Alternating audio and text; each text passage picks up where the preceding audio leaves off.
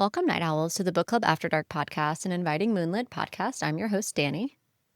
And I'm Michelle. We break down fantasy, romantasy, and thriller novels. All things enchanting, intriguing, suspenseful, and maybe a little spicy.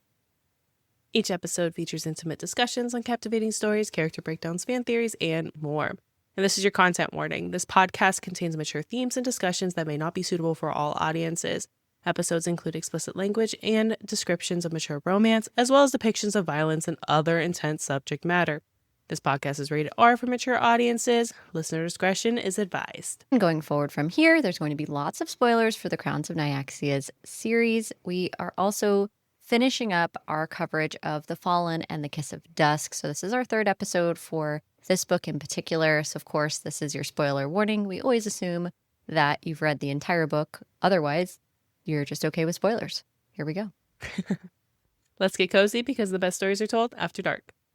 All right, let's get into the drink of the episode. Tonight's drink of the episode is right here. I like the base of it a lot. I like this glass a lot. Ooh. So it's two-tone. We got a couple things going on. Notice the color. So this is actually Queen of Death. This is our drink for that. So I think we know who we're talking about there. It's golden. It's the opposite of what you would think for the Queen of Death, which is kind of why I wanted to go with that. Like if you saw a drink titled Queen of Death, you're thinking, oh, it's going to be black. And I think that's what makes Misha so perfect as the Queen of Death is she's exactly what the underworld needed and needs in this story. So that simple syrup that I used for the Leather and Lark drink, if you remember, put it in the fridge. I was like, this, because it made, you know, those little honey bears, the plastic bears, it filled the entire thing. That's how much I used from that. I made like way, way more than I intended. Anyway, I digress. So I was like, I'm going to have to use this at some point.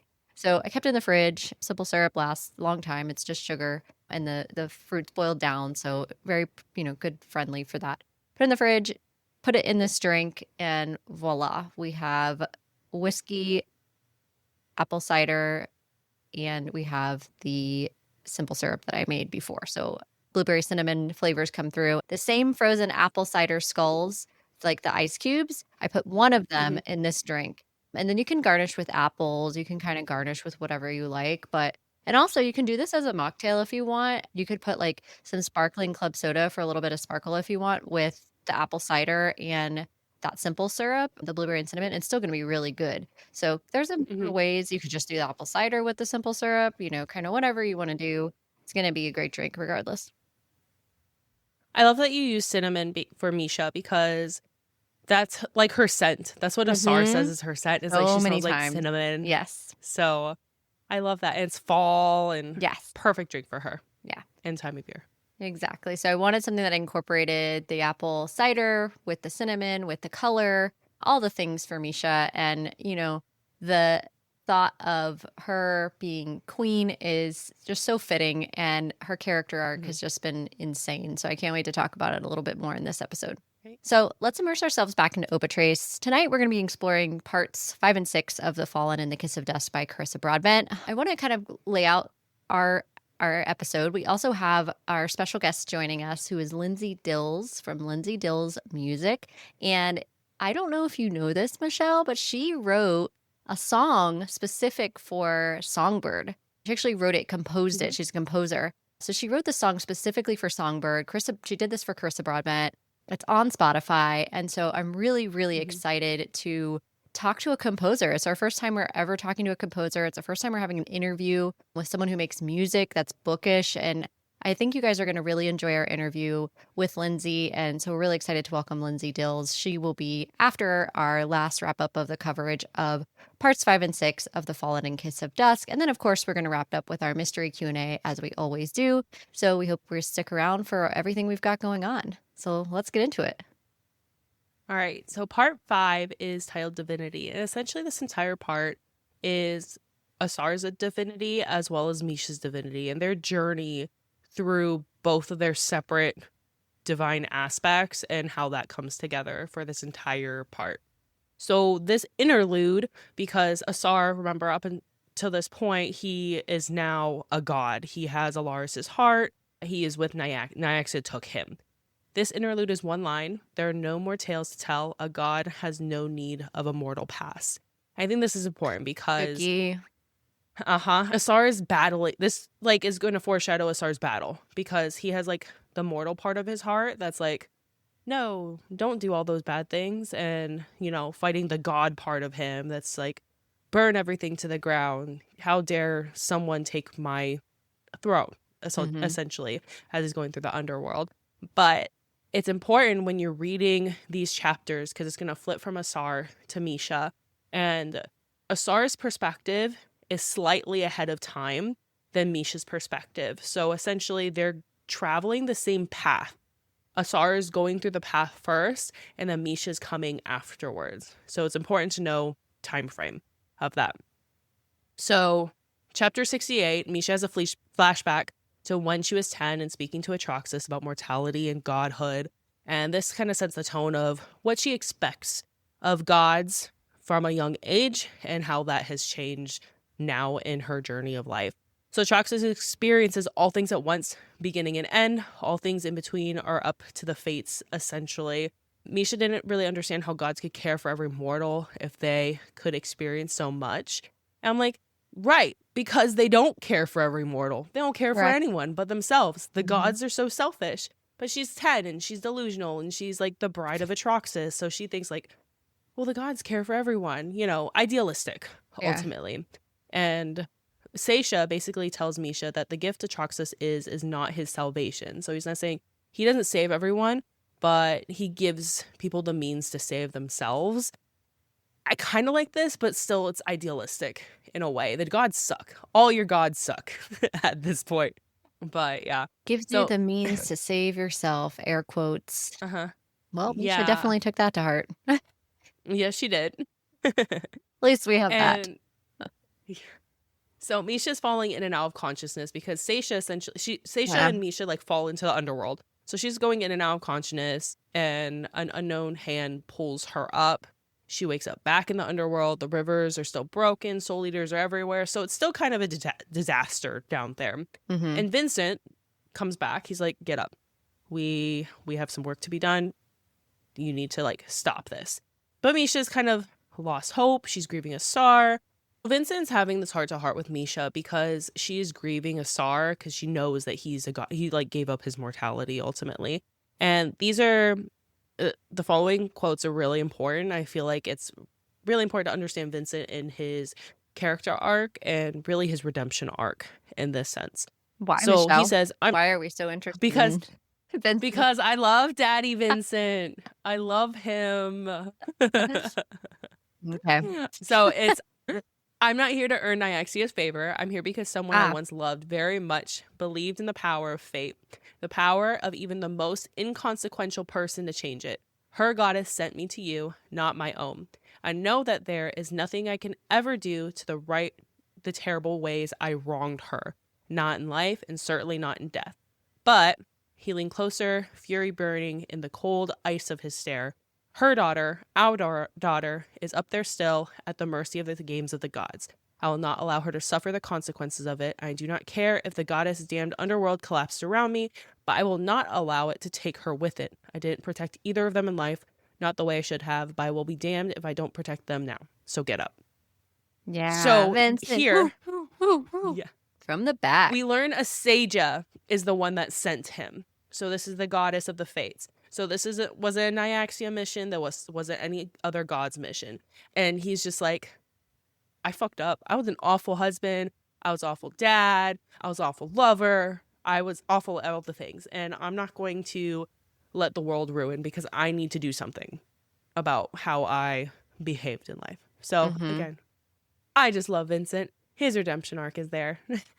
Yeah, but to me, why, and again, this points to something that we kind of got into with Jess as well, of like talking about Asaja and like, do we trust her? Because Nyaxia didn't send Vincent, and Vincent definitely was about Nyaxia. So Asaja shouldn't technically be about the vampires. So why in death would she be sending Vincent to kind of help out here? Like, what's her game? Like, what is she playing and what is her deal? And is she actually trustworthy? I don't know. And I'm trying to figure out what we're going to see in books 5 and 6 of what Asaja's endgame is Is she trying to rule the Mm-hmm. whole White Pantheon and just like slowly cut gods down, or like what's happening with the fates? And clearly there's a reason. These gods are very selfish, as you've said many times. So it's not Mm-hmm. like she's doing this for her, for everyone else. She's got to be doing it for her own gain. I don't know. What are your thoughts there? Honestly, what I think, I mean, I don't trust her in terms of like she's doing things for like the greater good. I think Mm, she sees the path the world is going and she wants to prevent destruction because that's like ultimately her own downfall. So I think she's choosing the path that has the least amount of destruction, which is having these vampires. And we know at the end of this, yeah, she ultimately claims some of them. yeah. So is it for her benefit? Yes. I don't think she's not selfless No. at all. None of these Mm-mm. gods are. Mm-mm. So, but I don't know if she's untrustworthy That's in fair. terms of that. So what Okay. about you? What do you think? I think it's a wait and see. I don't know if I have enough data other than to say like the White Pantheon sucks, but I don't have enough data on Asasia to clearly say that she's like all bad, because when we talked about her when we read Conqueror, Slaying the Vampire Conqueror, for those who haven't read it, we're talking about Asasia appears at the end of that book, and again, you get the same kind of vibe because she had choices. She could have just been like, "Oh, you killed an acolyte of mine, and well, you die for that. I don't care. Bye. See y'all Hmm. later." You know what I mean? But clearly, she had other plans for those two as well. So it's again, she's messing with certain threads of certain things for deliberate reasons, and you can kind of see those things come together in this book too, because you have Atreus and Selena with them in this book. So it's like Hmm. if Asasia had made a previous decision, they wouldn't be with them in this book. And where does that tie in the House of Blood and all these other different factors and all these different little threads as Right. you go through? And so I think I'm with you. We don't know if she's good, but we don't also know that she's complete trash either. So I guess it's a wait and see. We'll see what happens with her. Right. Yeah, well, we all have to see. So back to Misha. She has an air mark now Yes. because she is the queen of the underworld or the queen of the dead. And she recognizes like all these dead are gathering around her and had guided her to the location essentially of Atroxus's murder where she killed him. And the dead give her back her sword, the one lost in Serana's forge, and it's illuminating with a sunless glow and more poppy petals and a phoenix. So essentially she's like the phoenix rising from the ashes, and the Mm-hmm. poppy petals, those are important, remembering death. So I just, yeah, this is her coming into her as a It's a book queen cover too. at this point. Yeah, Mm-hmm. it's our book cover for Fallen. And we get into chapter 69. So we are switching now to Asar's perspective. And part of what happens with that is we have Asar as the god. So it's not Asar, it's really Alaris Asar, I guess you could call Yeah. it that. Mm-hmm. But there's definitely this shift here where that happens, and you're hearing, especially if you listen to the audiobook. I don't know if you listen to the Mm-hmm. audiobook, Michelle, but the I did. tonality difference between how the actor for the audiobook changes this up is really, really Mm-hmm. impressive. His voice is amazing anyway, but the way that he changes tonality for the two Asars and Alaris Asar is really great. So highly recommend I agree. audio because it really emphasizes the clear distinction of what's happening in his mind, because that Mm-hmm. voice is actually changing. Anyway, so he's in Nyaxia's kingdom, and she wants to burn down the House of Night. She's on this whole rampage as per usual. Big change from Nyaxia's normal personality. And she's like ready to burn the world as per usual. And she keeps her word and she destroys the Sentinels, which she promised that she would do. Aurea and Rain are watching Asar and Nyaxia in confusion as they end up leaving. Because so they go to the House of Night. She destroys the Sentinels. This was a promise. And Rhea and Rain are like, the fuck? And then, of course, Asar doesn't like recognize them either. So this is all kind of like weird as a whole. But we know that it's not Asar. This is more important. So Nyaxia takes Asar to her home because she's like, oh, my husband is sort of back, kind of like through blood and the heart that's in his body She's that's also not sad. Asar's heart. Yeah, she's Mm-hmm. very, very sad. And she kind of switched. I feel like those are her two like key emotions. Is she's like devastatingly depressed or on a rampage to murder all the things. I don't really ever feel like she's like very in the middle of those two things every now and No, again. I think that's accurate. Yeah. So she touches his chest and has this intimate memory. So, like, semi spicy scene basically between her and Alaris. And there's Asar's mind screaming, like, this is wrong. And we've got the mask, we've got the heart, we got all the things. And so his internal voice is still trying to, like, hang on. And there is a moment where Nyaxia is like, yeah, you're not what I thought you were going to be. As this internal voice is screaming, Nyaxia realizes that he hesitates basically outwardly, and her Alaris would never do that. So she realizes that any hope of Alaris coming back to life in any sort of way, this was like kind of the last chance. Asar is of his bloodline. He has the heart, he has the eye, he has the mask, he has all the things possible that could bring her Alaris back. And she actually, which is very dark, does not give a shit about Asar at all. Like, she does not care in this moment that Asar is still in there somewhere. Like, she has no feelings of positivity about this at all. So instead, she's just like, all right, cool, I guess I'm not getting him back. And she says to him, enjoy divinity, godling, meaning young god at this point. About it while you can. I have upheld my half of our deal, and soon you shall uphold yours. And so this is a critical moment as well, because she is calling him out, saying, like, look, I took care of the sentinels like you asked. You're supposed to step into your god like power. That is what we agreed to. That's what you're supposed to do.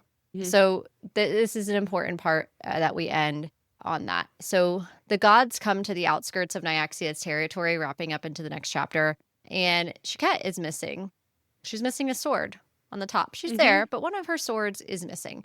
Very important observation. This is also mentioned later, so make sure we lock that in. Remember that one of her put it swords in your pocket. Yep. is missing. So it's important that we remember this. Nyaxia argues with Shikette, of course, because their whole thing is about loyalty and to the White Pantheon. Obviously, Nyaxia just killed a bunch of her sentinels, so there's definitely some beef there. They're trying to work this out. And Asar has this realization that the gods are really not what he thought either, and that it's just a constant game of like possession and destruction and this competition. Like they're just trying to satisfy their boredom constantly. And so he's having this internal battle about this, and then Shikette and Nyaxia declare war, of course, and Asar is going to wield the dead army against the human kingdoms because the dead outnumber the living. The gods end up leaving, and the last one is Asasia, who whispers to him that there is still time. So there's so much that goes on to this, but the key moments that are important are the fact that Asar is truly not himself when he makes this statement. And as the god of death, he can make this statement, but ultimately he hasn't truly embodied being a god yet either. There's still this battle that's going on with him. And then the next chapters go by really quickly. So this is where Misha is really understanding her role in the underworld, where Asar is revisiting the underworld as Asar Alaris type with his mentality. So chapter 71, Misha basically is letting the underworld guide her. It's whispering to her, telling her where she should go. And she feels like the pain and sadness as she's traveling. So she heals souls that she comes in contact with. It's very, the way that the audiobook reads it is very slow. Yes, very beautifully written. So it's supposed to be peaceful. And then when Asar visits the underworld, at least at this point in time, it's also kind of peaceful as well, as like his godness is remembering what he was doing in his past life. But it's still unique and new to him, and he's making actions that he really has no control over, but just does. So Azar then visits the underworld without Nyaxia. Nyaxia refuses to go down there, so it's just him. And he sees the levels of descent are collapsed and the underworld is bleeding out into the land of the living. He felt nothing as he's observing. So, and that's very true to like him just as the god, essentially. He doesn't have really many emotions. At least his No. god-like self has no emotions, whereas like his internal voice is trying to feel something. And he sees a field of dead poppies. And if you remember back in Songbird, back in the past books, the poppy field was really important with Nyaxia because this is where Nyaxia and Alaris would sit. This was the last part in the descent where, you know, this is It's like giving kind of like their Bella and Edward vibes. But anyway. Yes. This is a place that they love, an endearing place, and now it's all like dead. But he plucks a blossom over it, places it over the eye, and it comes back to life, and he places the poppy back. And then the next chapter, Misha comes to the same poppy field, and she imagined when she last saw it with Lucy and Asar. There's poppies everywhere. Lucy is chasing like butterflies. It's a really peaceful time when she remembers it. And she finds a single poppy that was still alive, and the poppy starts talking to her, and then she places it in her hair, and it kind of like winds in her hair. So, and then it starts speaking to her because this is like a part of, you know, divinity ultimately. And then Asar, we go back to Asar. He's like continuing into the underworld as Nyaxia is scheming. He's just kind of figuring himself out. And he comes across lost souls and rotted bodies of a guardian, which is the bird guardian. This is the one that they slayed in Songbird in the Heart of Stone. So Yes. the only thing that's remaining is the golden skull, and he lowers his forehead to the skull, pours his power into it, and then places it on a broken arch above an altar, and then left. And he's just doing these things. He's not really... It's weird that he's doing these things because it almost seems like there's no rationality to it. It's like a mixture of like his godhood just acting for him and a little bit of like his mortality pushing him. And then Misha it's not conscious. walks into... You know what I mean? It's No. not these like conscious things that he's doing. And so that leads me to believe, like, to your point, it's like fated anyway, kind of thing. Like there's no, you know what I mean? Like there's no conscious thought that he's like setting this up for Misha. He doesn't understand time. He doesn't really understand what's happening. It's kind of like this is the fated way it's going to go. But yeah. Yeah. And then Misha comes directly behind him into a fallen forest. There's mushrooms that towered high overhead. There's a temple within the forest, and the underworld told her to keep going until she came to the altar room. And she sees the decay of the temple from her battle when there's Asar, Chandra, and Elias. And Misha Chandra had went through the descent. Yeah. Her again. So she then sees the guardian skull and then places it over her face, and she felt stronger because, again, this is God touch. So now she has like this bird mask on her head, and this is also sentient and begins to speak with her. And then she continues on her journey through the underworld. And in chapter 76, Asar ends up going back to the roots of Morthrin, and he starts to wander the halls. He starts to see things that should, if he was himself, give him memory, but all it does is kind of wound this ache in his chest. And it's interesting because the eye and the mask, which are Laris's, have this whisper in his mind that are like, well, you're no longer this person. You know, you're here, you're going to be building a new kingdom. Like, don't worry about this. But Morthrin's sentient too. And so I kind of feel for Morthrin in this piece because it's like, my owner is here, and like he doesn't recognize Morthrin. And Morthrin, if you remember in Songbird, like would have clothes available for Misha and like really cute. Like it reminded me of like the Beauty and the Beast, like when the house kind of just provides, even though you know the dress for Belle and like whatever. I know the house wasn't sentient, of course, and even in Beauty and the Beast, it's like each one of them represents somebody that works there. But taking that a step further.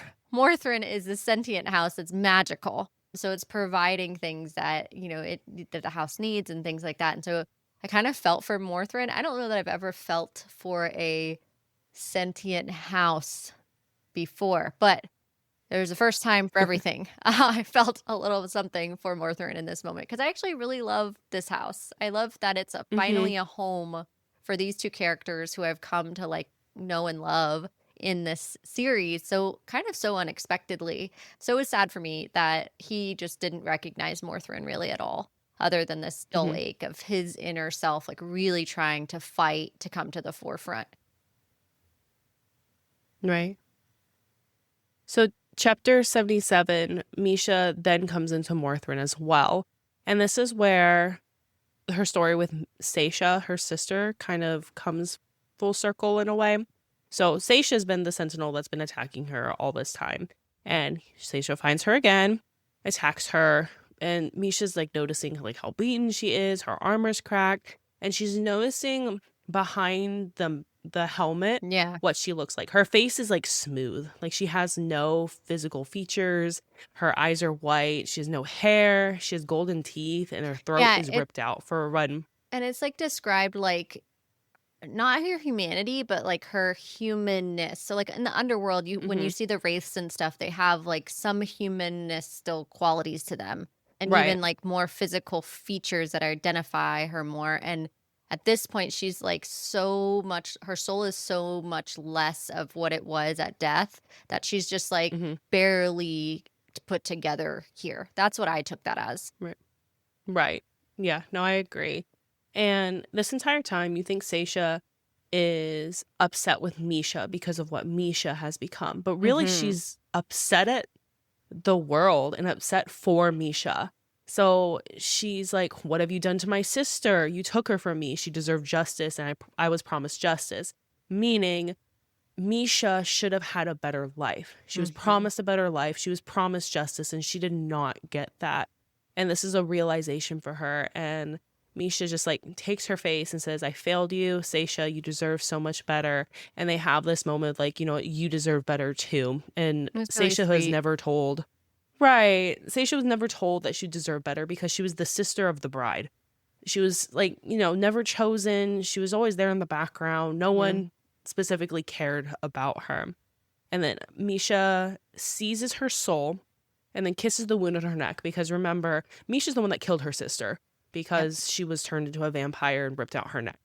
So she kisses that and then she opens the door to her path to home and then she was gone, her soul finally at rest. The And I thought this was way just oh, beautiful.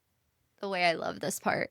Because I've been waiting for Mhm. this since we find out what happened to her. Like since we finally learn what Misha did, and we're waiting for closure with Seisha. And Carissa didn't have to give that Mhm. to us. I think she could have written No. without that. But it was such a nice thing to read and such a nice part of the story for her and her sister to have that closure. That sentinel piece of her showing up again. I thought it was really interesting that she ended up in death not being for Atraxis.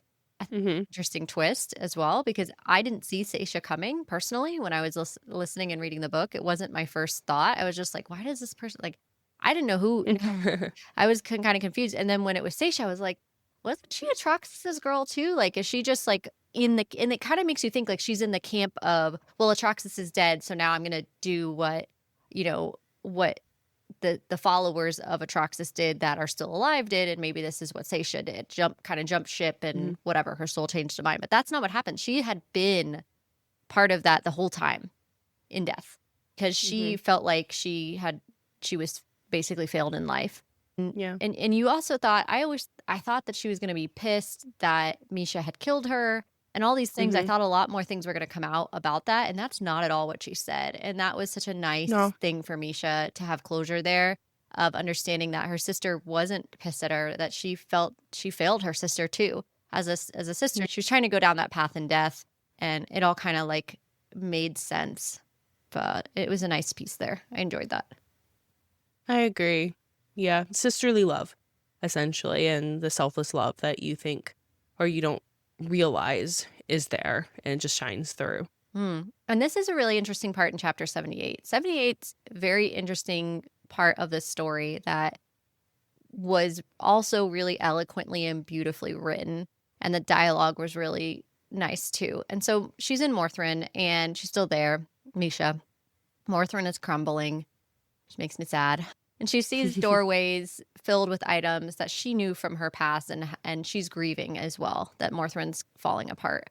So she wanders the halls into the library, but Ravenhall is also Morthrin, which is this Mm-hmm. parallel that we know, right?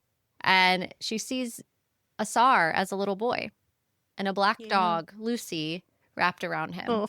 And it was really cute because she like sees him in the back and she's like, Lucy kind of growls at her too because she's so protective of Mm-hmm. Asar. And he's like a real boy, in this, not a ghost or anything like that.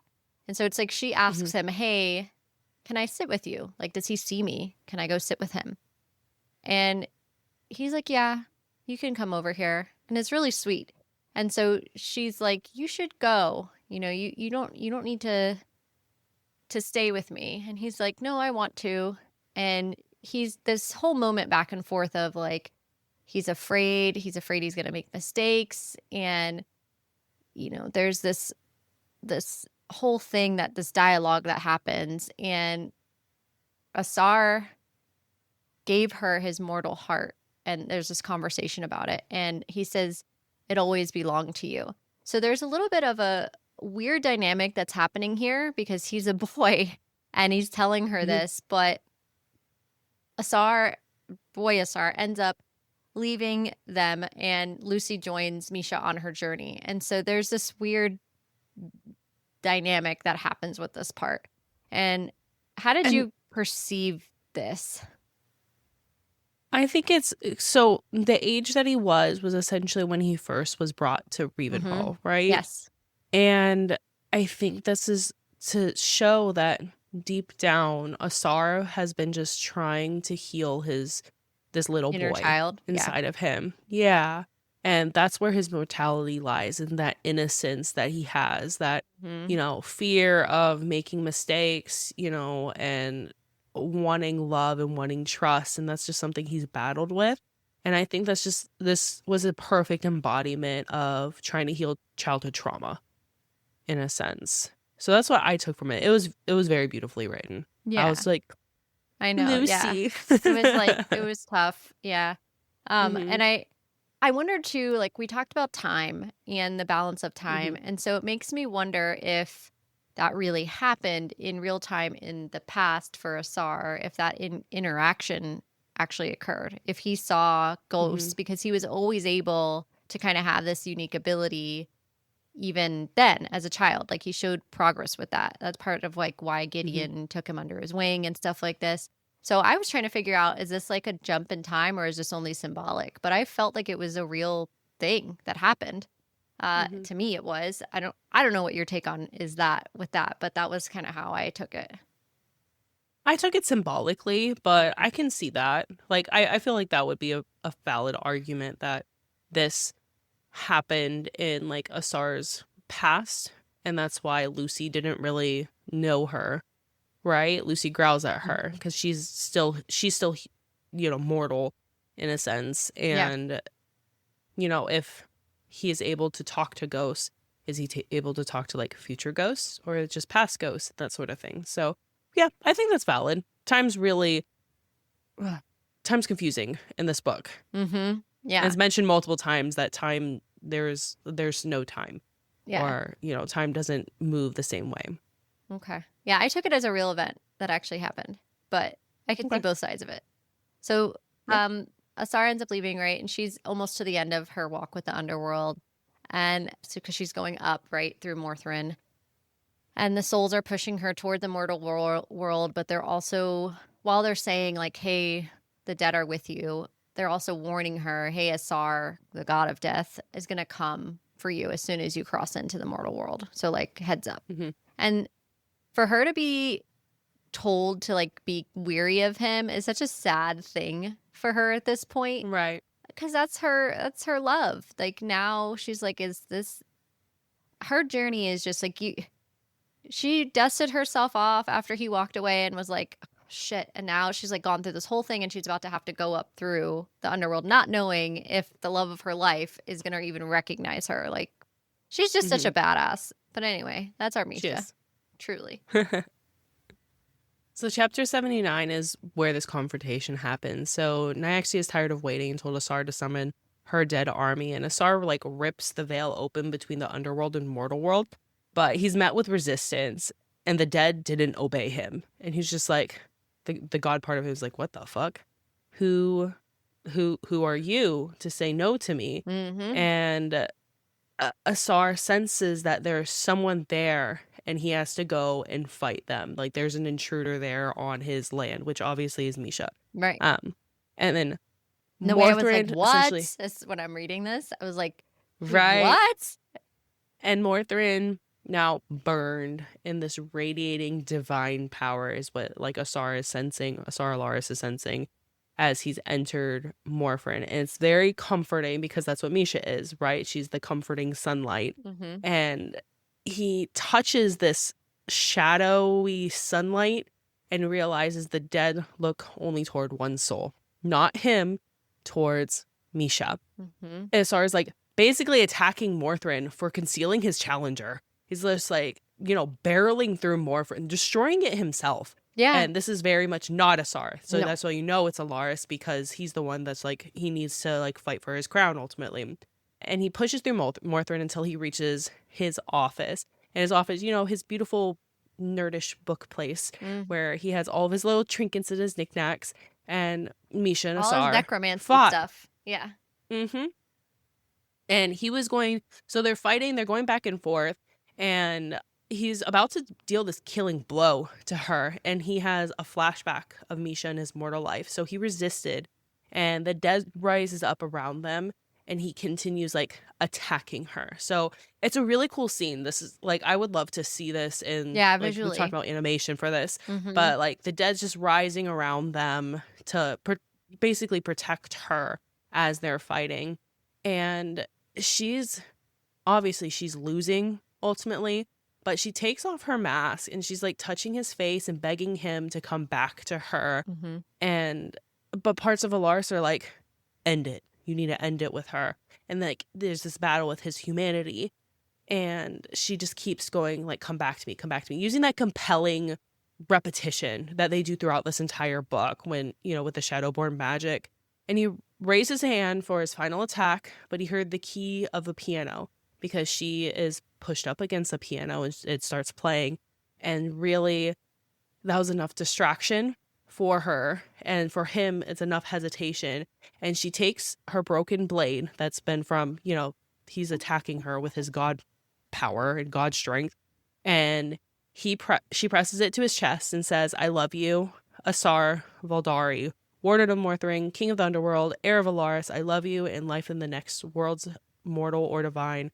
I'll never let you go. And then she drives the blade into his chest. Yeah, she sure does. Mm-hmm.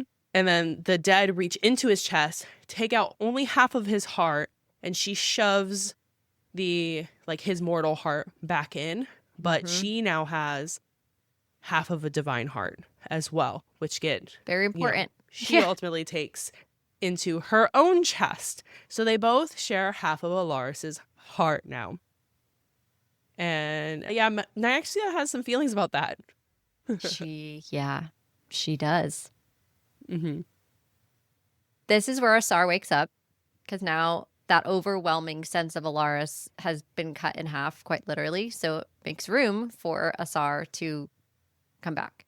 So he does. So chapter 81, Asar starts to feel his mortality again, and he immediately recognizes Misha, picks her up and kisses her, and he says, I knew this was my true ascension, my queen, my light, my darkness, my future, the answer to every question, the end to every sentence. So like, your guy says, I love you, and Asar says... Yeah, that's what I was just thinking. I'm like, have you seen that? This. He's like, when he says, I love you, and then this is what these book guys Asar are saying. says, It's like, the answer to every question, the ending to every sentence. Like, top that. Top it. Go ahead. You can't. Yeah. You can't. That's just like poetry right there. Poetry that every girlie deserves. And we get I love you. It's pretty powerful too. Chapter 82. So Morthrin is no longer collapsing at this point, starting to heal. Misha touches the scar on his chest and can feel her own divinity in the heartbeat too. And then this is divinity that saved him.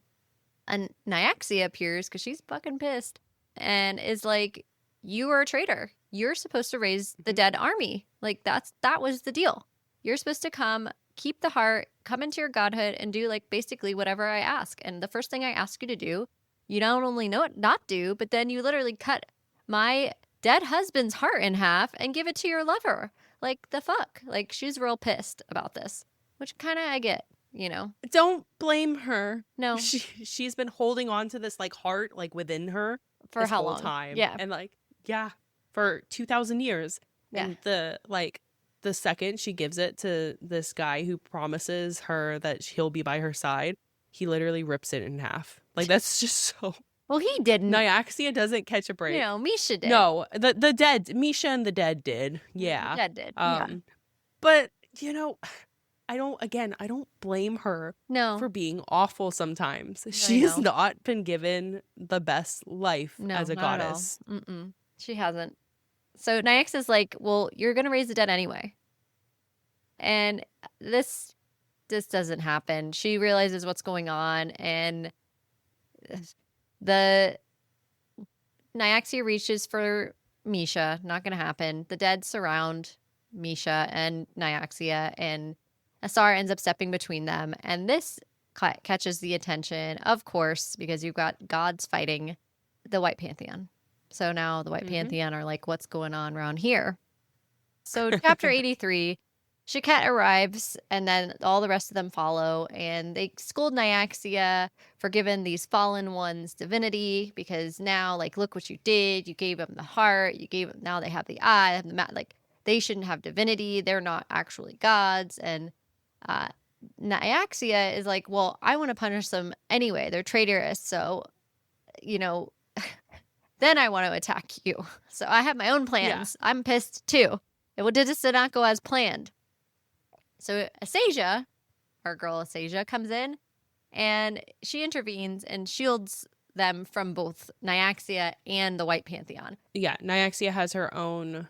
She is able to keep the House of Shadow and House of Blood. Those are hers. House of Night and the House of the Dead are now Asasia's.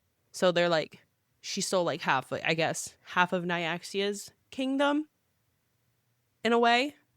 And Nyaxia's pissed, obviously, for that. She's like, those are my children, but they're traitorous. And Asasia, when she says, I've warned you before of your actions, she's referring to slaying. Because she told her at the end of slaying, like, my patience with you, I've been very kind and very forgiving, but you have crossed the line, and you're going to fucking pay for it. Right. So, and like, keep doing it, and you're going to keep paying for it, because I'm still going to, yeah. Because ultimately, Asasia is more powerful than Nyaxia, too. Even though Nyaxia is powerful, I get the vibe that Asasia is more powerful than her. Because how can she just controls the fates. Right. How can she just take something from her? Because she can. She controls the fates. I just did that. Yeah. So there you go. Yeah. Because Nyaxia is the queen of night, or the goddess of night. And, you know, and all of these like elemental based goddesses is like, cool, you can control whether it's dark outside. I get control what everyone gets to do for the rest of eternity. Yeah. You know, I would say that's a little bit more badass. Yeah. And so Misha's body is struggling with this weight of divinity. And Asasia tells Asar of Misha's soul, which is her mortal soul. And in every thread where she goes to the Citadel, she meets Asar and they change the world. With every thread, like this was going to happen. And so this is where Asasia's like, look, you guys were fated. It was going to happen, which kind of points to why Asar's doing these things in his Asar/Alaris phase, is because Asasia is like, this was fated. This was going to happen. And she spells it out right here. And it gives you the reasoning. And Asasia touches Misha's forehead and she gives her life, basically, and earned her life and will keep her divinity. So she's God touched again by Asasia, physically, like touches her. And she tells them, okay, you need to recover. You need to start rebuilding your kingdom and you need to prepare for war, because that's what we're about to get into. That gives us to part 6. And part 6 is mortality. There's no interlude here, as per usual with the last part in every one of Carissa's books. So chapter 84, Vincent appears to Misha. The underworld is stable, and she sees she is human, vampire, and god all in one. And Vincent gives Misha some advice on how to be a ruler because she's like, I don't know how to be a ruler. Yeah, she does. And he says, it's simple. Be deliberate in choosing your next actions, but ruthless in executing them. And guard that heart of yours, both her mortal and divine heart. So Vincent will be returning to the underworld. He's not going to visit Alana since it would be selfish of him. He gave her a safe afterlife and Aurea a safe kingdom, and that's all he needs. So he's going to wander the underworld solo for the rest of his eternity. I'm And he kinda was sad about proud of that. how... Right, but I get it. I like that. Yeah, because he's like, I sucked. I don't deserve eternity with the person I really betrayed, but at least I did something for her. So I Both really of did them, like yeah. that part. Yeah. And he was proud of how she's become a great queen and a demigoddess, meaning Aurea.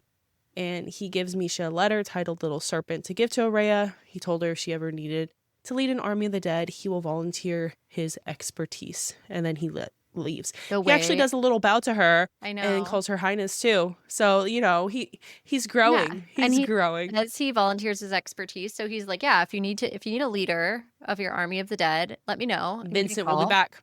Yes, He'll be back. He'll be back. But I also want to read the letter because we don't get to read the letter. I want to read the letter. We didn't get to read the letter. I want to read the letter. Bummed about that. I think what I also like is Carissa. Alana's mentioned, which is Aurea's mom.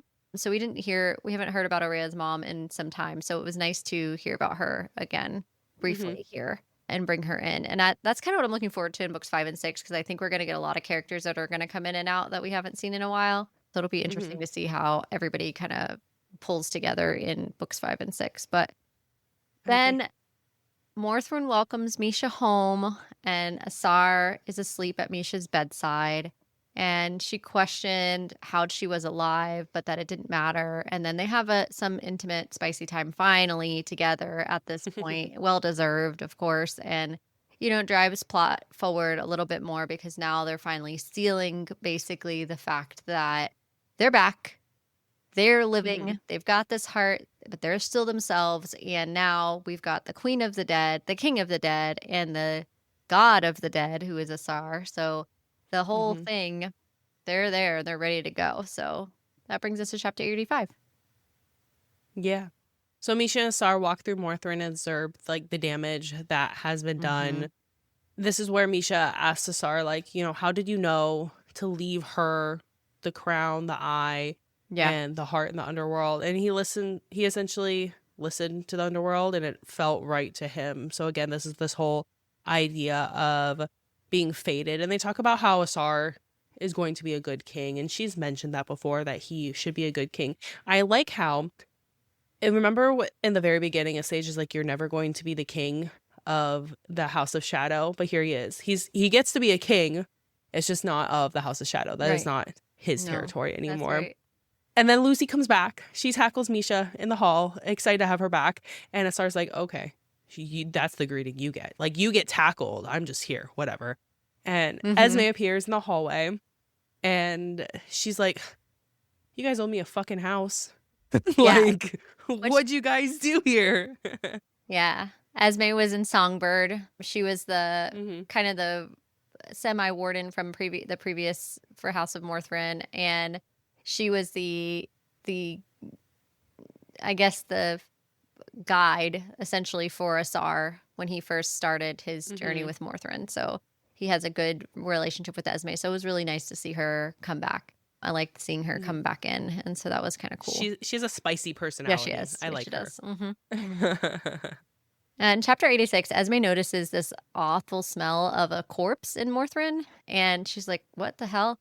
She declares herself the noble of the House of Death. So she's like, look, I'm cleaning this place up, and I don't care what either of you say about it, so it's going to be mine. And then Misha's like, well, I'm just going to appoint her, so I don't know why you're arguing, Asar. I made my decision. Queen. Yes, I am the queen, and it is really ultimately up to me.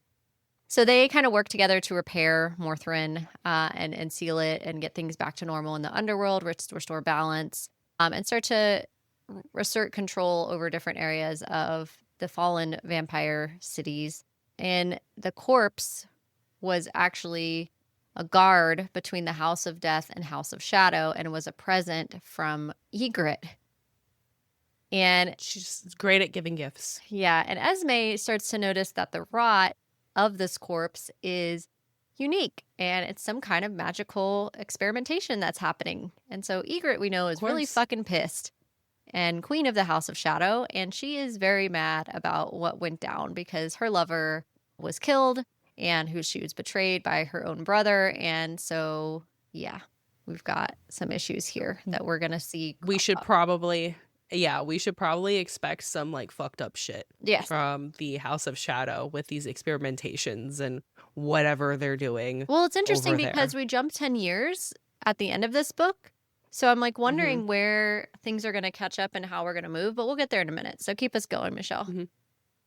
Chapter 87, Rain steps into the House of Death and he's like, it fucking stinks in here. Yeah. Obviously because of the corpse. Vale is alive and paid a heavy price under the Shadowborn spies, essentially, when he was captured. And the purpose of their visit is to kind of strategize for war. And it takes them a long time to figure out what they're going to do. And then Misha and Rain get this quiet moment together where she like shows him around Morthrin and he's just quiet while she's like explaining everything. And he's glad she finally stopped wandering and found a place to call home because she's been wandering her whole life. Yeah. And together they face what's going to come to their kingdom. And then we switch to Misha and Aurea, and she gives Aurea the letter from Vincent. And Aurea's like, he really helped you in the end. You know, it's kind of sad for her because she never really got that herself. Yeah. And Misha reassured her that it was really to save Aurea, which is what he reiterated to her. She gives her the letter, but Aurea wants to read it alone, which is fair. And then Misha leaves her so she can have that time. And again, I want the letter. Yes. Carissa, the letter. I need the letter. We need the letter. We do. We need it. Please give us the letter. Chapter 88, Misha and Asar start walking through the descent and walk through the fields and rivers and, you know, going through the underworld together. And they come across this forest of towering white trees. And the dead are walking through the trees. Misha sits on a rock in the forest and watches the souls kind of drift by. And eventually she sees Seisha. And this was such a nice moment. And she sits next to her. And she can see that her spirit is actually whole again. And they sit together and that she can see her sisters like truly at peace at this point. And that was such a nice little touch there too of like, because Seisha was such a shell of herself when Misha like lets her go. So you don't know, like there wasn't a complete closure earlier in the earlier chapters. You hoped it was, but like there wasn't confirmed. And so I think this part actually confirms, yes, Seisha actually does get her peace in death at this point, which is really nice. Chapter 80, Misha returns back to Asar because Asar had found her and he was looking for Misha. So they continue to kind of walk together through the poppy field. The flowers are all alive.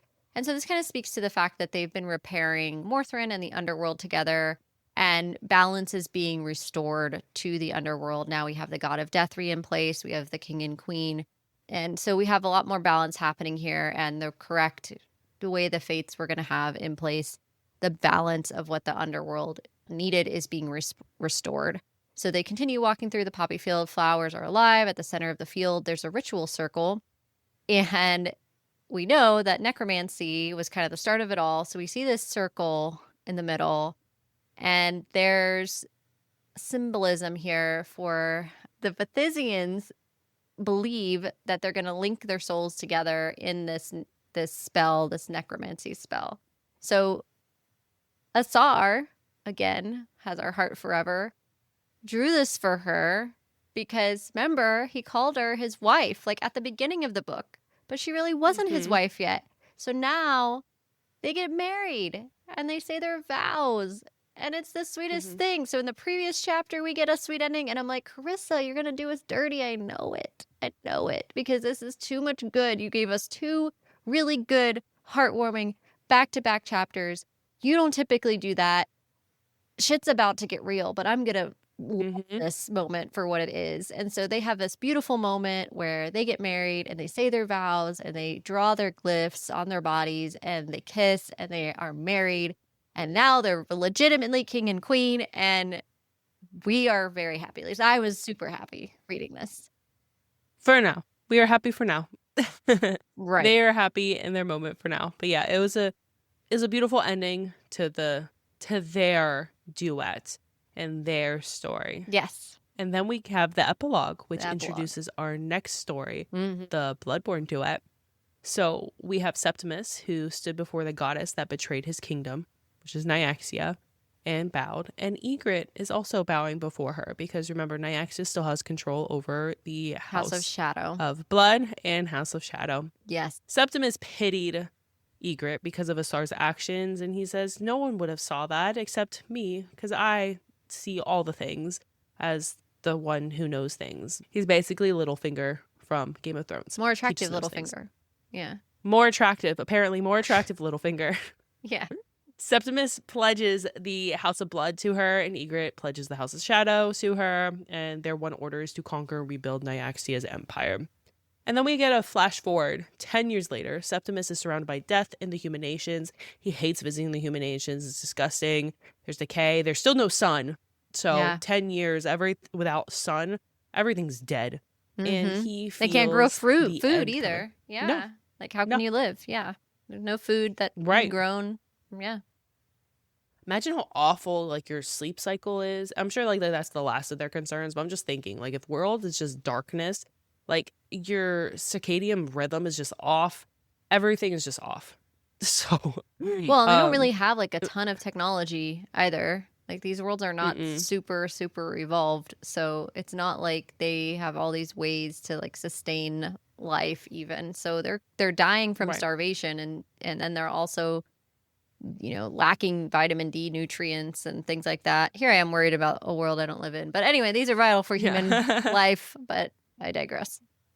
Right. So he feels the end coming, and somewhere in the human nations is the missing sword of Shaket and an unlikely ally who might be desperate enough to work with him. So he knows who has the sword, and he's coming for her because he has a plan. My guy's plotting. Oh, he's always plotting. You know that. And that ends our book, which is pretty wild. Yeah, so that ends Fallen in the Kiss of Dusk. And thanks so much for staying with us. But guess what? We have our special guest, Lindsay Dills, a composer who wrote a song for our characters here, for Asar and Misha. So we're going to talk to her now. So stay tuned and can't wait for you guys to listen to that interview. All right, Night Owls, we are so excited for our very special guest joining us tonight. We have Lindsay Dills joining us. Hi. Yeah. Oh my gosh. Hi. Thank you so much for taking time to talk with us about Crowns of Nyaxia. Lindsay, can you give our listeners your Instagram handle as well as like a little description about what you do? Absolutely. And can I say this is literally like a dream come true, because if there was anyone that I wanted to talk about Crowns of Nyaxia with, it's you guys. Like literally my go-to when you did, I think Crowns of Nyaxia was the first episode that you did, right? I think Serpent. Kim's was. Yes. But yeah, so my name is Lindsay Dills. Yes, Dills, kind of like the pickle with an S. That's people to remember my name. But my handle is Lindsay Dills Music. I am a film composer who also writes music for books, games like video games, and tabletop role-playing games. Yeah. That's incredible. Awesome. Thanks. That is. Thanks. Yeah, it's honestly a dream come true. That's kind of the reason I went into music in the first place, was to write music for stories. And honestly, it's been really wonderful to get to work in so many different mediums and get to meet so many people, creatives, and also, to get to meet amazing people like you guys. Thank you. Oh my God. That's we're like really excited to have you here. Not the other way around. Yeah. Yeah. It's full of excitement. Yeah. I guess. When I got the text message from you guys about the possibility of talking about it, I was like, am I dreaming? This is great. Yeah, we were obviously fans of yours. For those who don't know, Lindsay wrote a song for this series. And so Carissa shared this, and I had already followed Lindsay before that. But whenever she shared it, I talked to Michelle and I was like, oh my gosh, what if we could get Lindsay on? Do you think she would come on? And Michelle's like, I don't know. We could ask her. And I was like, yeah, we should ask her. That's like usually a good way to start something like that. And then we asked you and you're like, oh my God, I would love to. I was like, shut the front door. We're going to have her on. So we were very, very excited. And shameless plug about myself. I was really excited because I played violin in the 4th grade and played it all the way through high school and played viola as well. And I had a partial college music scholarship for violin and viola. So like I have a special place in my heart for the music that you make. Did you know that, Michelle, Oh, about me? I didn't know that. Yes. I didn't know that. You didn't know that? I Yes. guess. No, you never told me that. Oh, well, see, I learned something new. exactly. Yeah. So that to me is like, yeah, top tier. Um, That is literally so sweet to hear. Also, that makes us string sisters. I hope you know Of that. course. Yeah, absolutely. Amazing. They started on violin. I did. Yeah, I played violin from 4th grade all the way, the whole deal. I had to, you audition for your chairs as you go up, and the pressure is so real at that age because you're 10. But anyway, I went through Cool. and yeah, it's a lot. And tear on your chest, I guess, whatever. So it was a brave feeling. Yeah. Honestly, I feel like when I look back on my music career, like I know the things that I'm doing now would probably have been daunting to me as a Mhm. kid when I think about, if I could see the future. But looking back, I feel like I have more fear in my heart remembering the string auditions for orchestra or those Oh, seating God. placements. Yeah. I don't think I would willingly put myself through that now, No. looking back. Yeah, and I'll be honest, like I really didn't practice the way that I should have.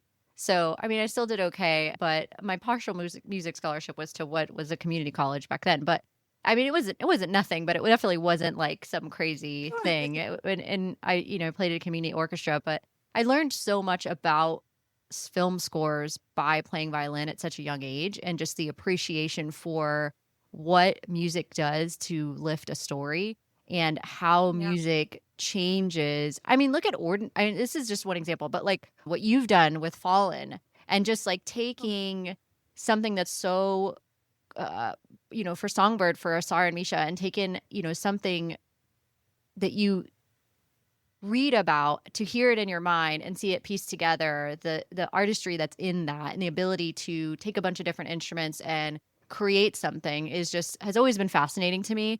And when I think of like the biggest movies out there, or the biggest things out, their score is usually what sets them apart. It's the music. That's what drives story. That's what reels you in. That's the iconic parts. I mean, we're in Halloween season now, and like you think about Michael Myers or Halloween, like what do you hear?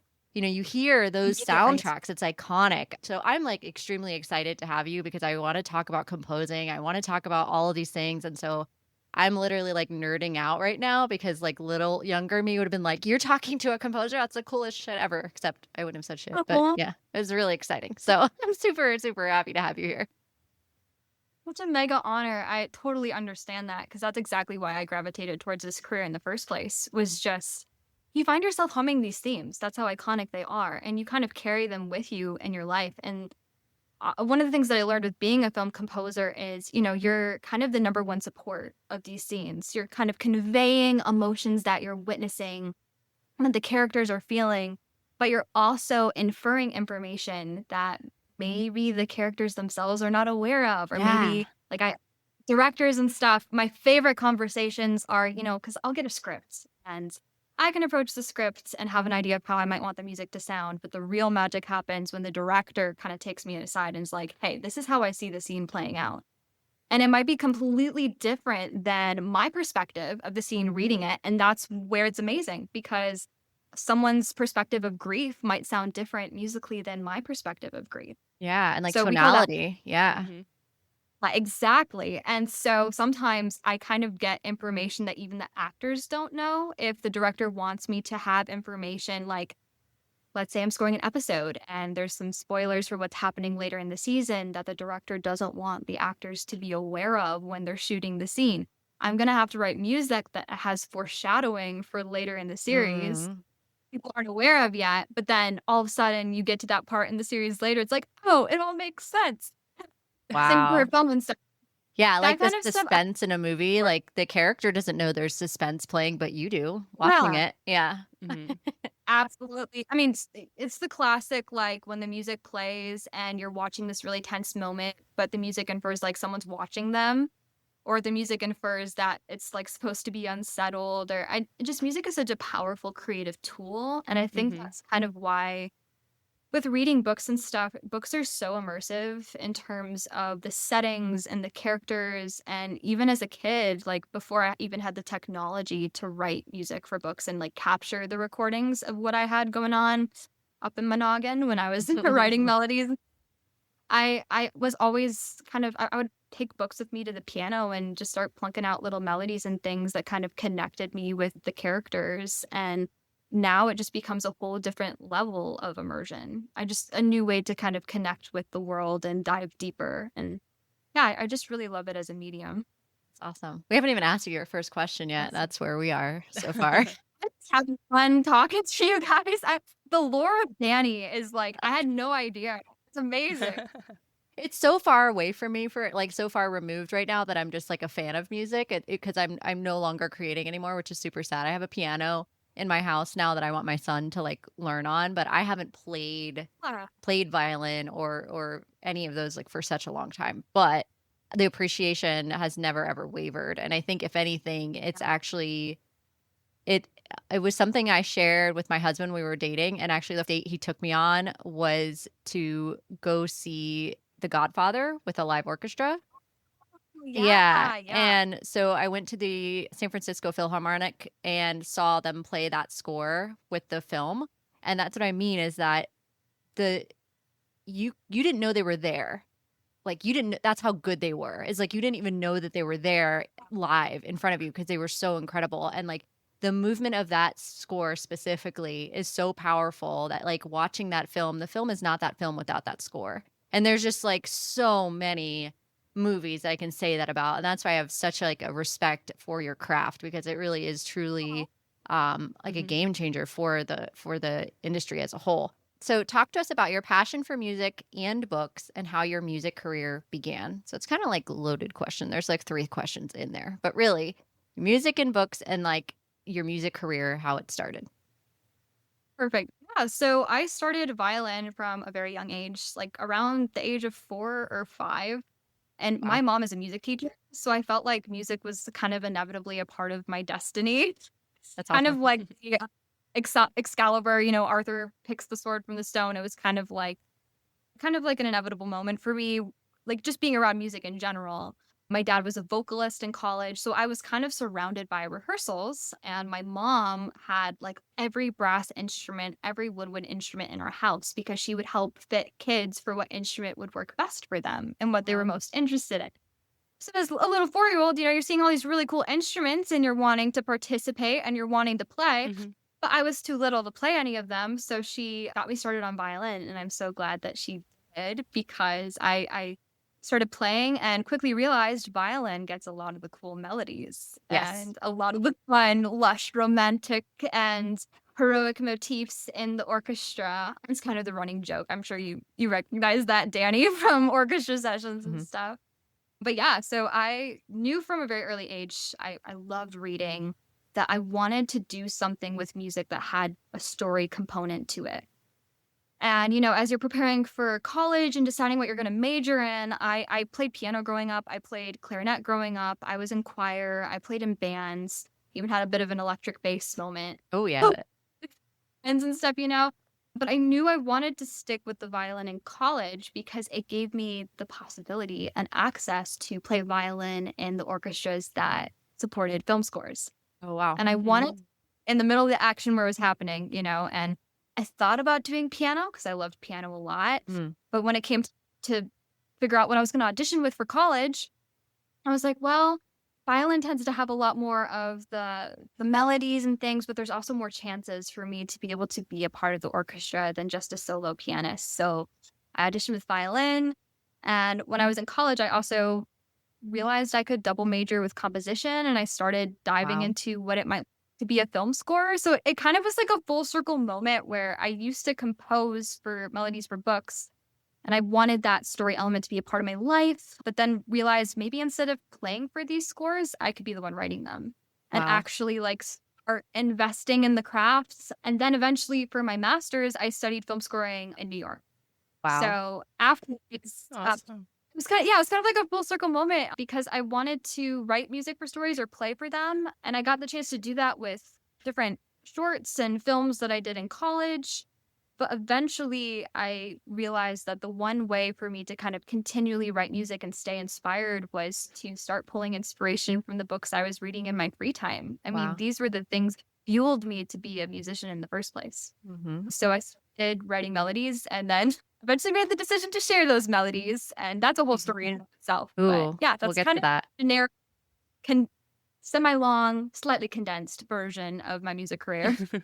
That is awesome. That's awesome.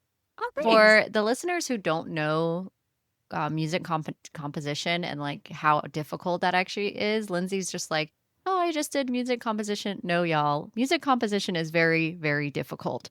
She's being extremely modest. Music composition is very hard. I consider it another language of storytelling because music is another language. Mhm. So it's literally storytelling in another language that is music. And it's such a gift that you have, Lindsay, to be able to do that. So that's really awesome. Thank you for sharing that with us. It's incredible. I really appreciate that. Absolutely. And honestly, a very great comparison. It's funny that you mentioned that because in college, one of the things that we did, like I was a bit of a rebel because in college you kind of have your classical repertoire, Mhm. and certain genres of music that we're kind of instructed on how to write our music in. But I so badly wanted to be a film scorer, so I tried to manipulate while I was in my undergrad before I moved into the film program. I tried to manipulate my assignments to fit story components. And there was one assignment where we had to do this thing called tone rows, where you would have like a set like list of notes that you'd have to play in a consecutive order. And honestly, so the notes didn't sound necessarily great when you line them up in that order. It's a very unique system of music, but I was determined to make it sound as tonal and as melodic as possible. So I attached it to the story of Red Riding Hood to make sense to me, and I like Oh. totally the assignment, but like became like a language because I assigned like different notes and things to the characters and stuff. But yeah, it's it's a really fun medium. I love that. That's awesome. That sounds fun. Yeah. Okay, so let's get into The Fallen and The Kiss of Dusk. So what was your favorite part of The Fallen and The Kiss of Dusk? Oh my gosh. It's a good book when you have a lot of different parts that Mhm. you love and also destroy you. Mhm. I actually read the book when I was in surgery recovery. So I was like on bed rest and I had like all the time to just read and dive into this. And I mean, this was the book that I stayed up till 3 or 4 in the morning, just like sobbing over. So Oh, good. wow. Yeah. And I would say that ending section, that's probably my favorite. Mhm. Like, especially where Asar pursues divinity. Ultimately, he wants to save Misha, but then he ends up changing after he has the heart of Alaris. And when Misha is in the underworld and they choose her to be their heir and give her the sword, like from that point onward, I'm a blubbering baby. It's just so powerful and so good. Mhm. And they're so poetic and so beautiful. Like, I know we were talking about music being a language, but if like for Carissa, the way she writes, if words were instruments, her writing would be a symphony. Oh, yeah. Just how Agreed. she Mhm. Yeah. together. So I would just say from the point where Misha encounters Vincent, which I have so many thoughts about Vincent. What are Yes. they? Wow, okay. So Vincent is a very problematic daddy figure. Mhm. Issues with that, but like I don't know why I get goosebumps whenever he came back on the page in the Shadow Yes. Like when he encountered Misha after, I think it was it Shaket, who the goddess of justice that ended up destroying Misha. Once he encounters her in the aftermath, I pretty much screamed. I almost threw the book. I was like, what? And I had goosebumps because I don't know, I love how imperfect he is, if that makes sense. He's a very believable character with the system or the ecosystem that is Sivernage and the ecosystem that is Ovitrius. And I mean, when you have vampires who are born from the trauma and suffering of Goddess, you have, expectations of what that ecosystem might look like. And Vincent is a product of that. And I think he's just a very complex character. So I enjoy reading him. Would I want him to be my father? Definitely not. No. Romantic interest? I'll have to give a lot of thought to that. But could kind of go multiple ways. But yeah, I enjoy reading him and I enjoy seeing the arc. I love a good redemption arc. Yes, my girl. I'm hit or I miss. love Vincent. Yeah, I'm hit or miss. I absolutely love Vincent and his redemption arc. And Danny hates it, but I'm like a sucker for a redemption arc. I will find a redemption arc out of most characters. You will. You do. So. And you do, usually. And Love I'm to like, hear oh boy, here we go. Oh my gosh, I live for a redemption arc, especially when it's because they can be well done and they cannot be well done, but Carissa does them, I think, She so does. beautifully. And Oh, yeah. direction of Vincent, but I would love to hear your thoughts, knowing that you are of a kindred spirit to the redemption arc. If you think Nyaxia might have a redemption Ooh, arc. This is a good question.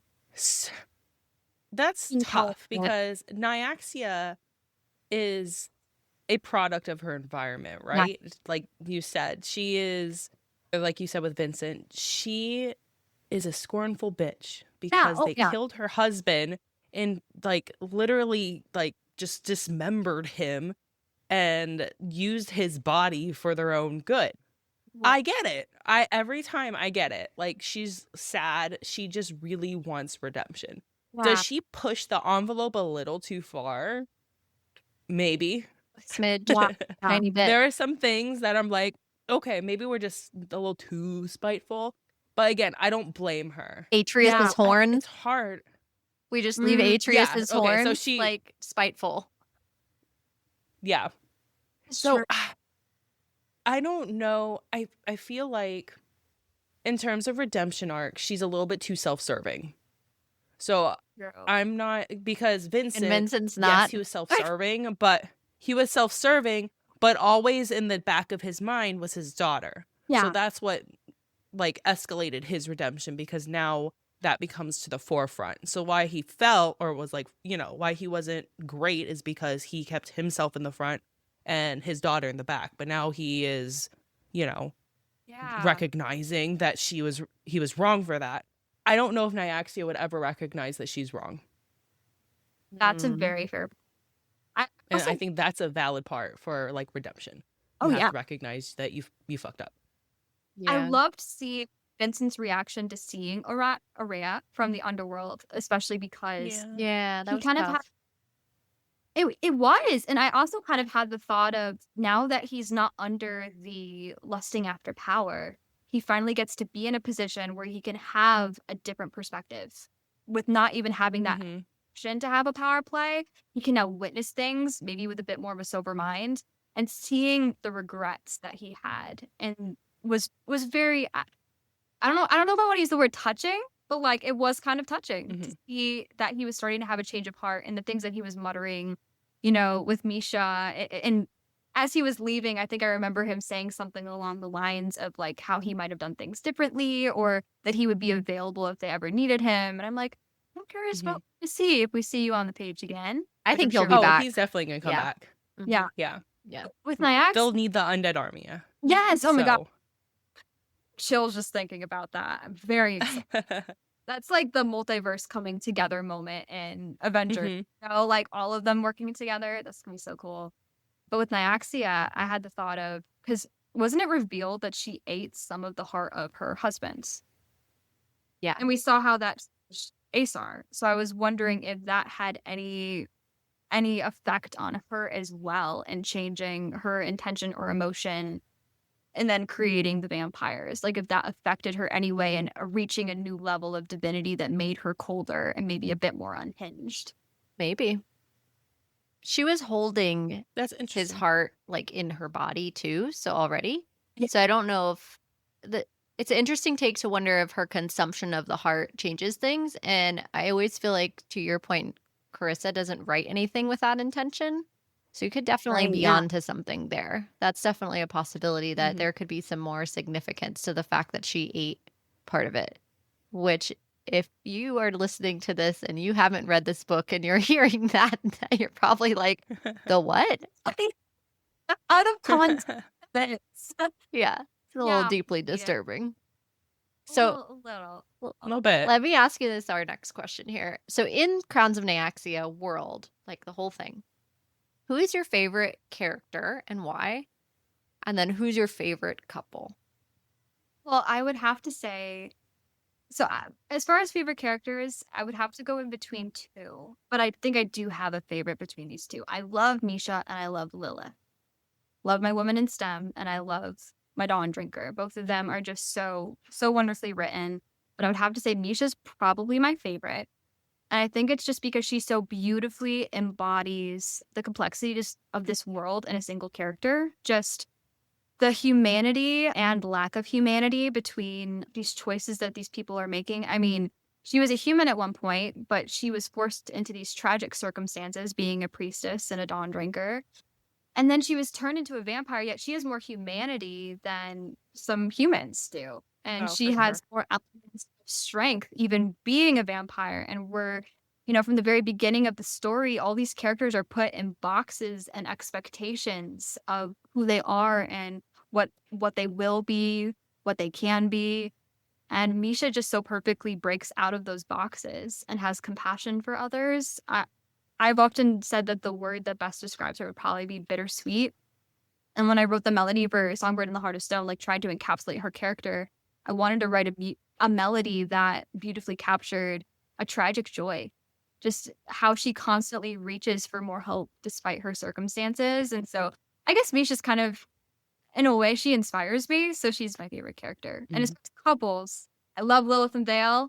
I love the friendship that they had in the letter passing. But if I had to pick a couple, I'd probably have to say Misha and Asar because I love me a Grumpy and Sunshine couple.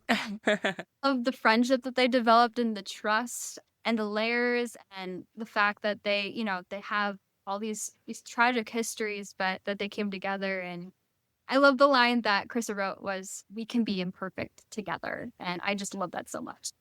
So it's fair to say that Songbird is your Yeah. favorite book, or was Fallen? Oh my gosh. Oh, well, I love the friendship built over Songbird. Probably Fallen in the Kiss of Dusk is my favorite because we get to see the culmination of that. And I Mm.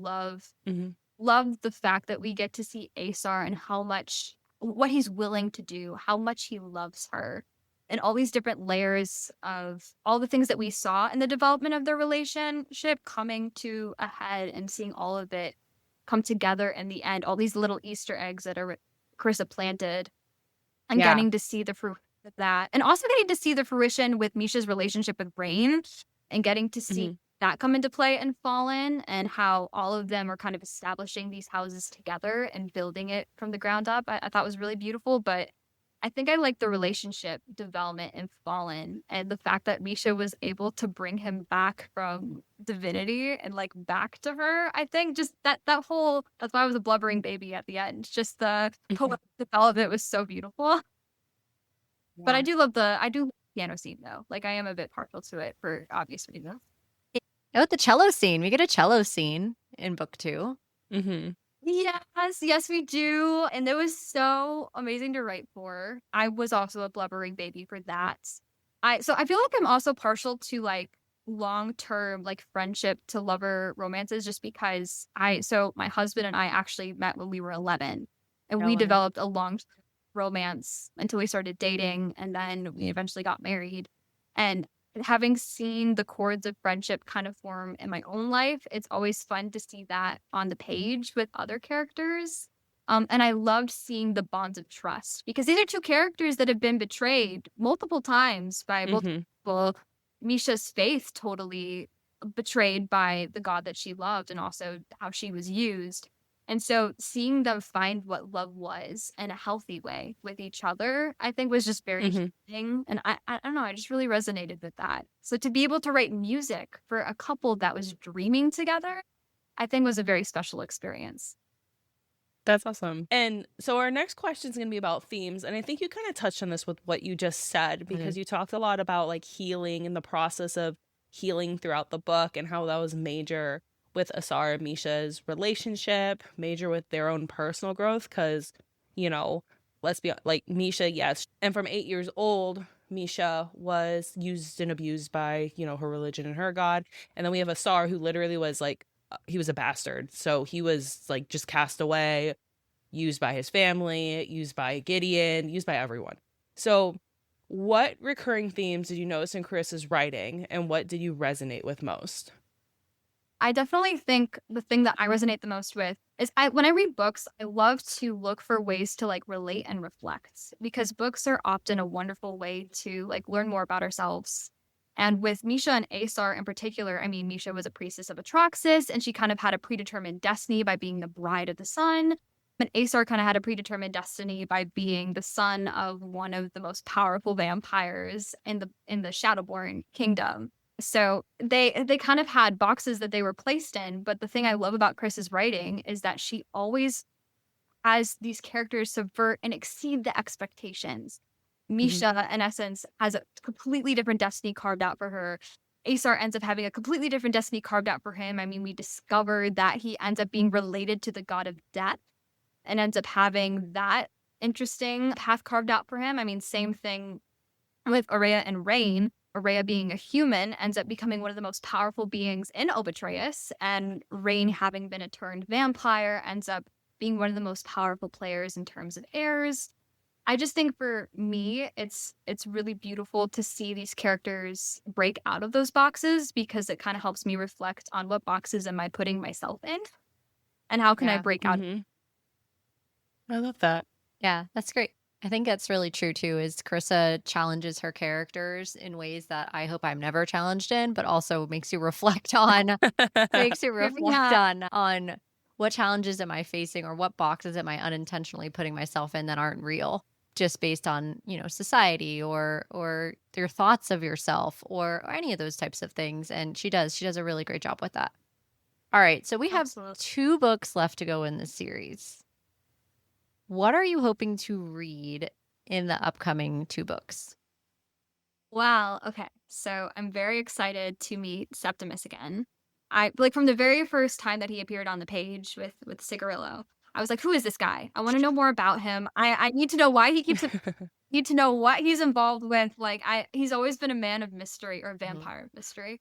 So I'm very curious. And from what I've seen on socials and like from what I've heard from Carissa and her wonderful PA, I'm very curious to see how that unfolds. But I'm also very curious about the main FMC, Kareen, because I'm very curious to see the development from Fallen because I believe she was rescued by Misha when the Citadel was collapsing because we saw a character in Fallen who had a sword or an emblem of Shaket. And in the synopsis of the next book, it says that her name is Kyrene as well. So I'm in that 10 years has passed. So I'm curious if this is the same character and if we're going to see a development from that. So I was curious if it ties together.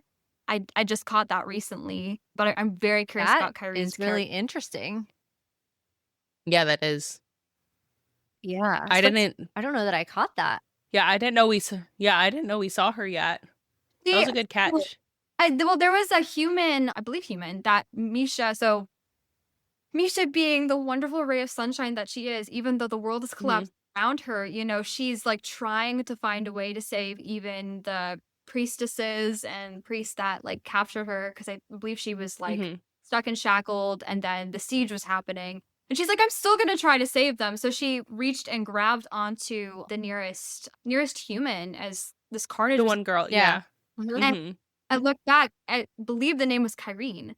And Kyrene had a symbol of Shaket. And I think in the synopsis, we see that Shaket is connected to this new main we know that. Yeah. And we know Yeah. Shaket like took over that city because Atraxis was gone.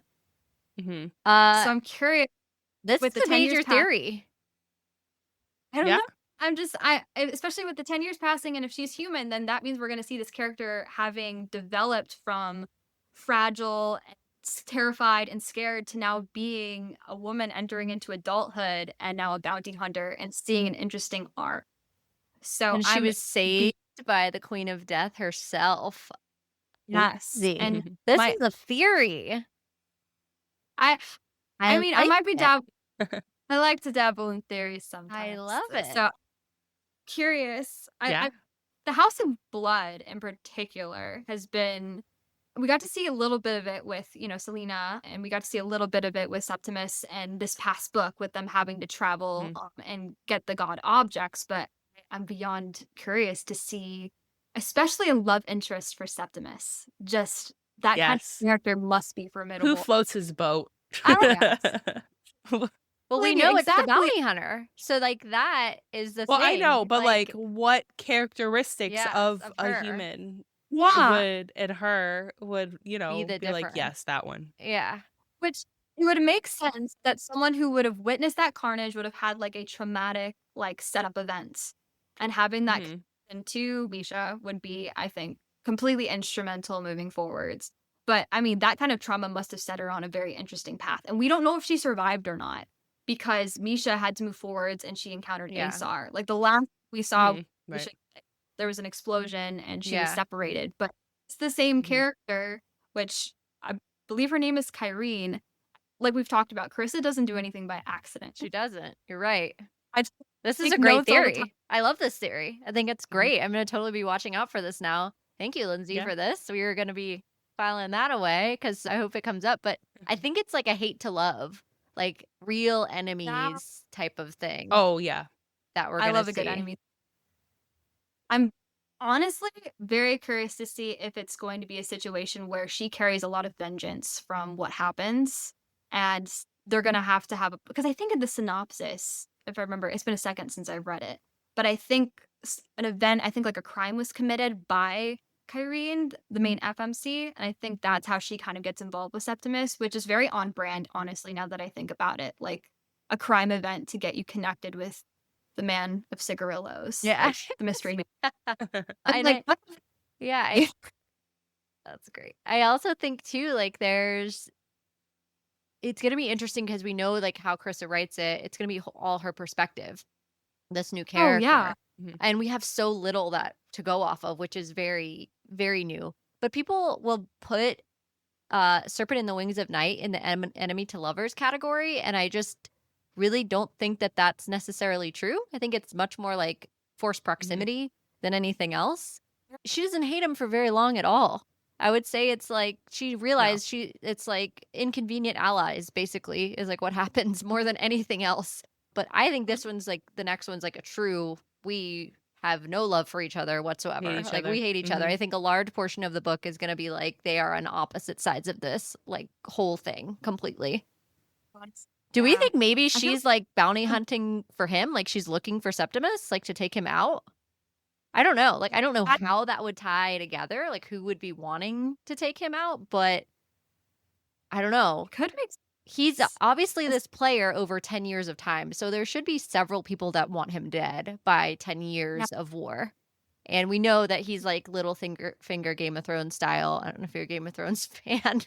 Speaking of speaking of incredible Great. scores Yeah. that make or break a television show, there you go. Oh my gosh. Yeah. So yeah, we call him like the little finger of Crowns of Nyaxia. Mhm. Septimus. That's a perfect definition. More attractive. Yeah, a much more attractive little finger. Yeah. Little finger's Less a little creepy. skeezy, Yes. which Septimus is also skeezy, but in a To hot Araya. way. Araya Yeah. considers him that way, yeah. But I hope Well, yeah, because all kind of did, but I'm hoping we kind of like him a lot more when we find, because he's supposed to be super hot and like we're supposed to find out a lot more about him, and he's definitely like the darker of all the male main characters so far. I definitely think he's probably like one of the most morally gray, if not somewhat Yeah. morally black. I definitely think he's going to be the darkest of the male main characters that we've seen from Carissa so far, for sure. Yeah. I'm here for it. I wonder if, because we have all these characters presented to us from other people's perspectives. Like we've seen Septimus through like Araya's eyes and Misha's eyes and how they Mhm. encounter. But I'm wondering, just like with these other characters that we've talked about, if we also are kind of having Septimus presented to us in this box and how Carissa might write him Oh, to for sure. Yeah. that expectation, which I'm very curious to see.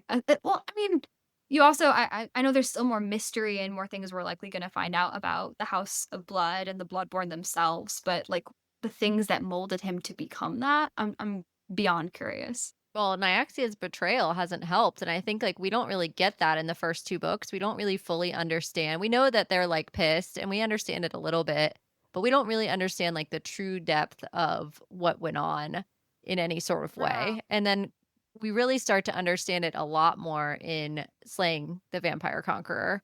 And that one is just such like a really good illustration of what happened with the House of Blood And if you haven't read that standalone, I highly suggest you read it, especially if you haven't read Fallen yet. But if you have read Fallen, I still suggest you go back and read it because it will really set you up. Because I think all of the books, including Vale and Lilith's story with Six Scorched Roses, are all going to be like really paramount going into 5 and 6. I think you're going to need those for sure to know.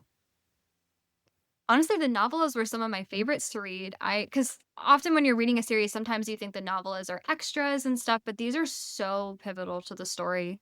And I found myself loving like Lilith and Vale's story. I can't imagine having read it going into. good. And honestly, probably one of my favorites. That was Carissa released the Shadowborn duet, and then I was destroyed by that. And I've continue happening. Like I'm gonna have a favorite, and then the next book comes out. It's like, well, now I'm destroyed again. I recommend reading those. It's pretty much essential. Yeah. Yep. You're right. Yeah. I agree. So let's move from Crowns of Anaxia and go back to your journey. So through Bookstagram and Book Talk, what has your journey been in regards to your music, and what are your goals for those spaces? Sure, yeah. So I would say I've been on Bookstagram and the Book Talk space for probably just over maybe a year and a half. And the catalyst for me being a part of it was I had kind of a music Instagram account that I kind of shared more personal stuff with. But I encountered a professor in my master's program when I was studying in New York who kind of changed the game for me and helping me kind of, I guess, spread my wings and fly and finally being brave enough to share my music. And that was, finding new ways, like write what you love, like never stop writing about what inspires you.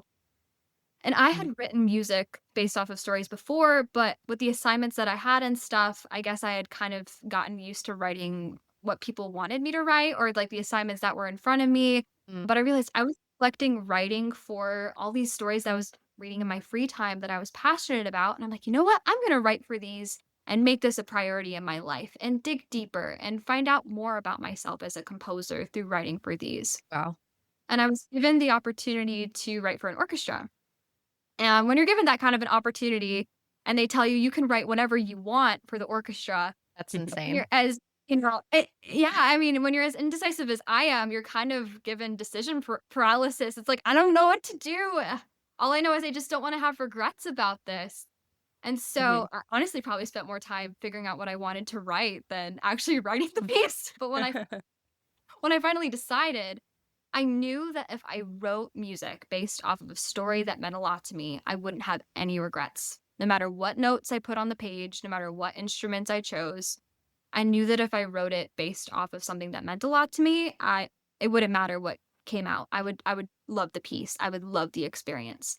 So I ended up writing music. I wanted to challenge myself, so I tried to write a piece that was similar in style to Howard Shore's Lord of the Rings score. Wow. I wanted to do something like very high fantasy, but I wanted to challenge myself to write for choir and sort involving like languages and stuff. So I tried my hand writing for the scene where Feyre flies into Valaris for the first time and encapsulate the feeling of what it's like to enter into a new magical and mystical city.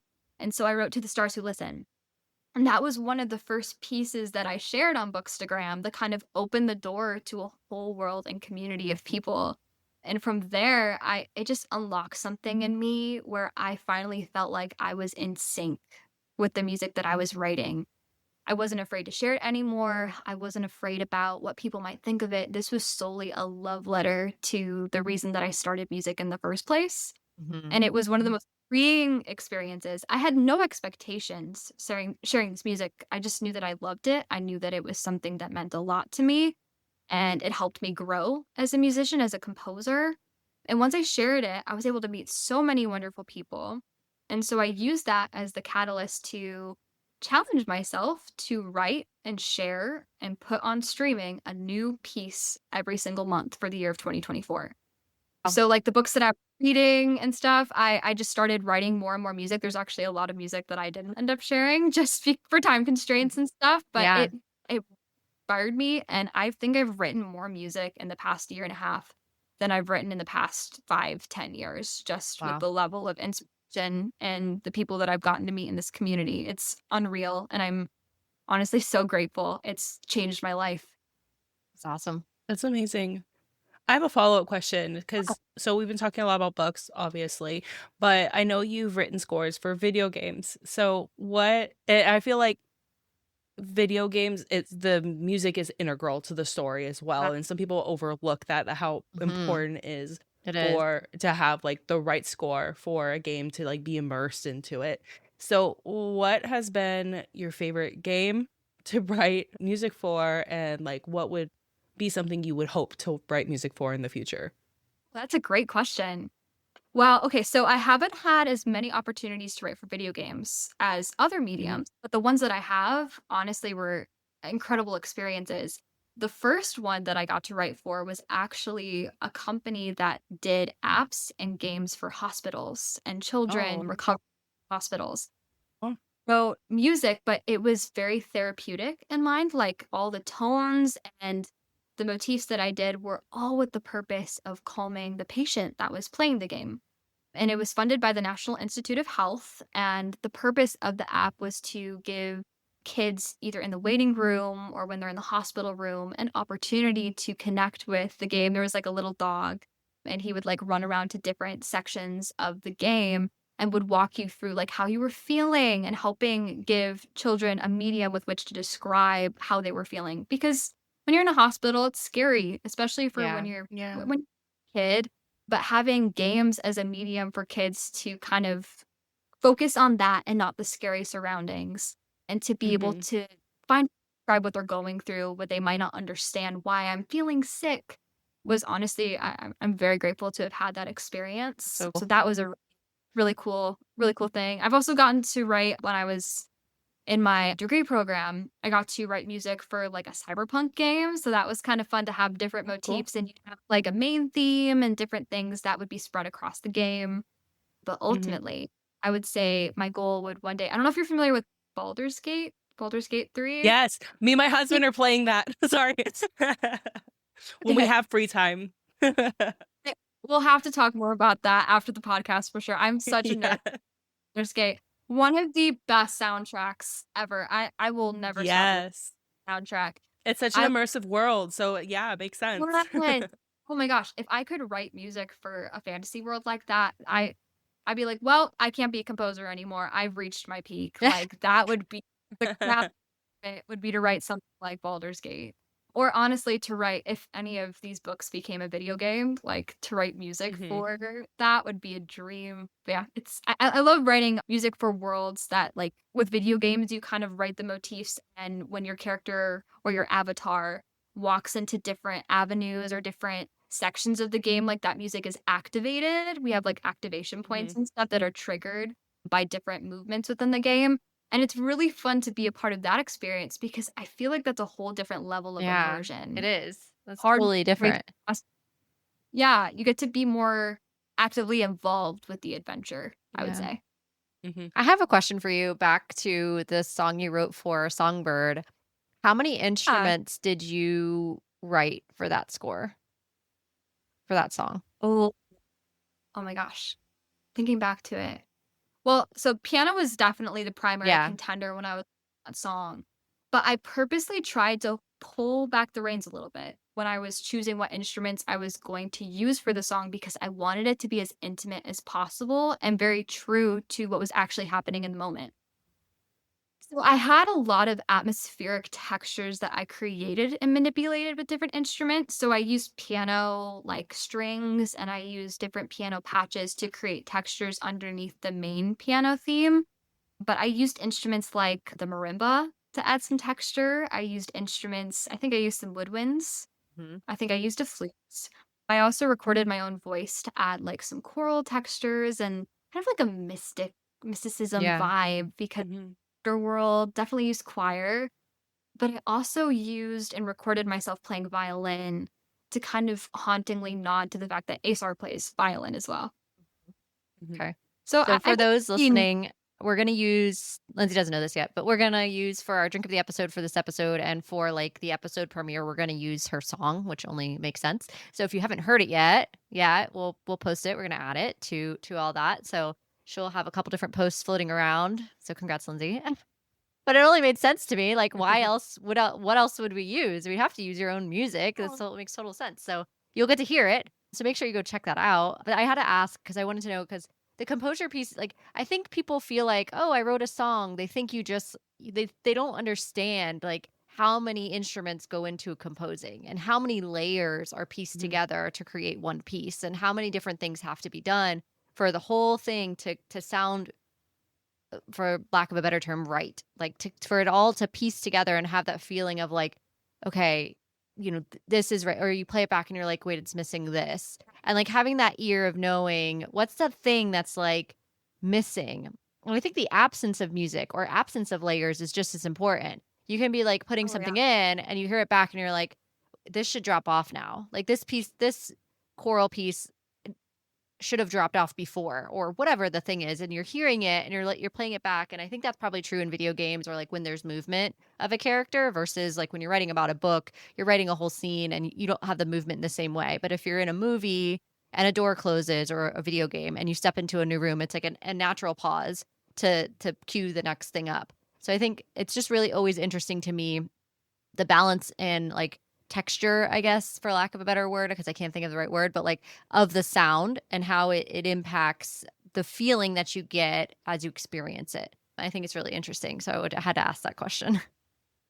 Yeah, honestly, like with Songbird, I feel like that, like the tracks for that would probably be under 50, I would say. But like for Fallen, that piece was mammoth, like absolutely massive. I think I pretty much, if I had to calculate and do like a guess without looking in my session, it probably was over 150 tracks. Oh, wow. That's Wow. insane. Okay. Just between like the amount of, That's wild. because like you'll sometimes layer, like I like to layer my own playing in with like the string section. So you'll have multiple tracks for like all the different string parts Hmm. and all different textures and stuff, and different instruments come in at different times. And then you're also dealing with like, I want this violin to sound a certain way in this part of the piece, but then I need to record it differently to sound this way for another section of the piece. And before you know it, you have a session that has like a million different minor components that kind of come together to form a puzzle. Yeah, that's awesome. Yeah, That's incredible. amazing. What is your favorite book genre or film genre? Maybe they're both the same. And your favorite author? Ooh, okay. I would have to say, because I feel like I'm definitely like, depends on my mood, which genre I'm into for like a specific season. But overall, like the Mm-hmm. one I go back all the time is fantasy. I feel like there's just something so wonderful about a genre where there are things full of magic and impossibilities in our world that kind of help us like Mm-hmm. escape to a different level or believe that anything's possible. And I find that I feel more uplifted reading fantasy. Even like the tragic stories, usually there's different elements of it that at least make me feel like I'm in a different elevated space or believe in, that think anything's possible type situation. So I tend to gravitate towards fantasy, especially with scores too, because the scores tend to be far more magical and involved, and there's usually more motifs for specific characters and different locations. And I just think it's a very, very whimsical. I just like escaping. I think everyone who loves fantasy loves the escapism part of Yeah. it because, there's just so much that our world doesn't have that it could be. Like, why not have vampires with wings? Although I would not want to live in the Crowns of Nyaxia world at all. It's fair. Never in my life.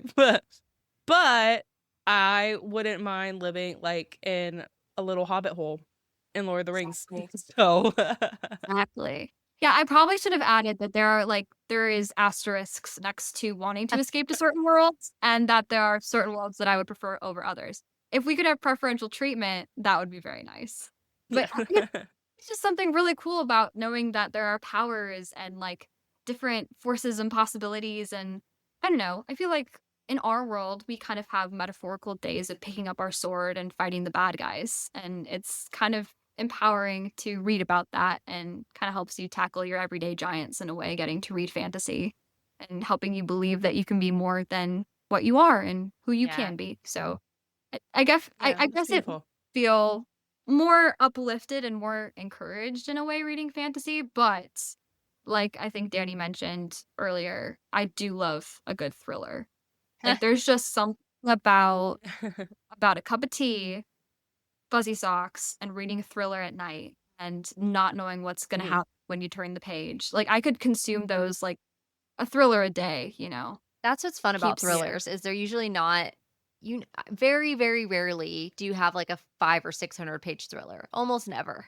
Because no, yeah. yeah, it's just not it's they're so fun to read because each chapter is like you said, especially if it's multiple points of view, you're really like, I don't know what I'm about to get myself into. And I'm excited Yeah. to be on this journey because it's not my life. So it's like the fun part. You know what I mean? The same kind of thing with Not the fantasy. Yeah. It's the same yeah. concept. Definitely don't want to be in that world. Also, I feel like there's little slices of heaven within these chaotic worlds of like where they aspire to be and where they dream they could be. But yeah, I definitely agree. I often describe like when I read thrillers in between like my fantasy reads, because you know, fantasy, like we just said, is like hundreds of pages and it's like a commitment. Like you're diving Yes. into a And new usually world, not a new just one book. Yeah. oh no. Yeah, definitely almost always a series. But for those like single standalone thrillers, I feel like it's like a palate cleanser. It's kind of Mm-hmm. like Yeah. into the next world. Because I find, I don't know about you guys, like I almost feel like it becomes a part of me in a way. Like I'm just in the world, like Yeah. for however many that I'm there, and trying to automatically switch to a new in-depth fantasy world is kind of hard for me because I'm just so invested in whatever I'm reading. Yeah, it is. It's difficult. I agree. Yeah. So, next question. What series do you believe is overhyped or underhyped? Oh, that's such a good question too.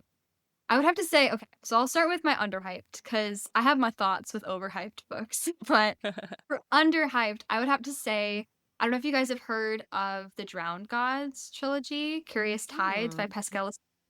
Okay, all right. I swear by this book because my sister used to hate reading fantasy, like criminally hate reading fantasy. Like she when my family would go on vacation and everybody had their vacation book, she did not like reading and she would complain that she had to wait for all of us to reach a certain chapter in our book before we could go on to the next activity.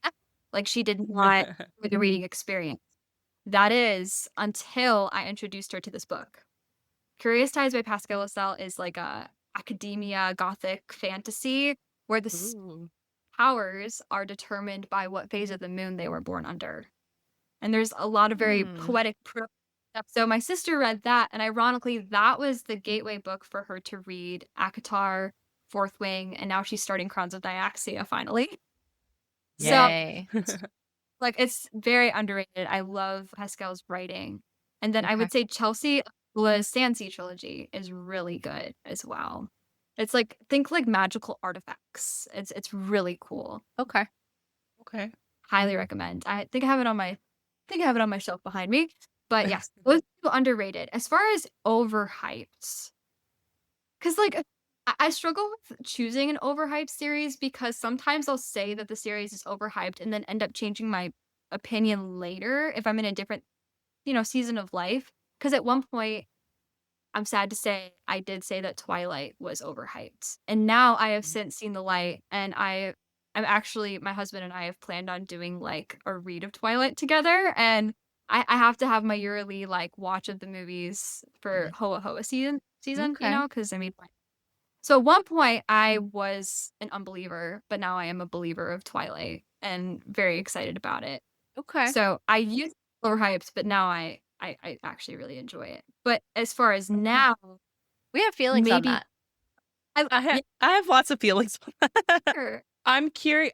I want to know. So when you and your husband do this first read of Yeah. Twilight, come back to us and Yeah. tell us Yeah. how you feel. Mm-hmm. That's because I didn't read Twilight. I was not like a part of the hype when it came out in the early 2000s and into the 2000s. 2012, I think, was when the last movie came out. Yeah. And reading it as an adult, there's so many red flags, especially as an adult who worked in the education system. I was like, there are just a lot of things that I was like, okay, this is not technically okay, but we're gonna just go with it. I've heard that the book I know. movies, so I wasn't sure, and I've never read the books before. the books are better than the movies, Yeah. I Okay. think. But That's there's fair. still like, because it's YA, so these are teenagers, so and like me, as I'm 32, I'm like, girl, what are you doing? And then the whole time I'm like, poor Charlie, this is such a horror story for him, his poor Yeah. daughter. Yes. Yes. Okay. Because I was curious. So I enjoy watching the movies purely for like the fall vibes and Yeah. stuff. And Yeah. I Mhm. and like when they initially came out too, because I wasn't really on the hype train back then. But now I'm like, I enjoy watching the movies. And people have told me, okay, the books are better, and you get more of an insight into why these characters are doing what they're doing.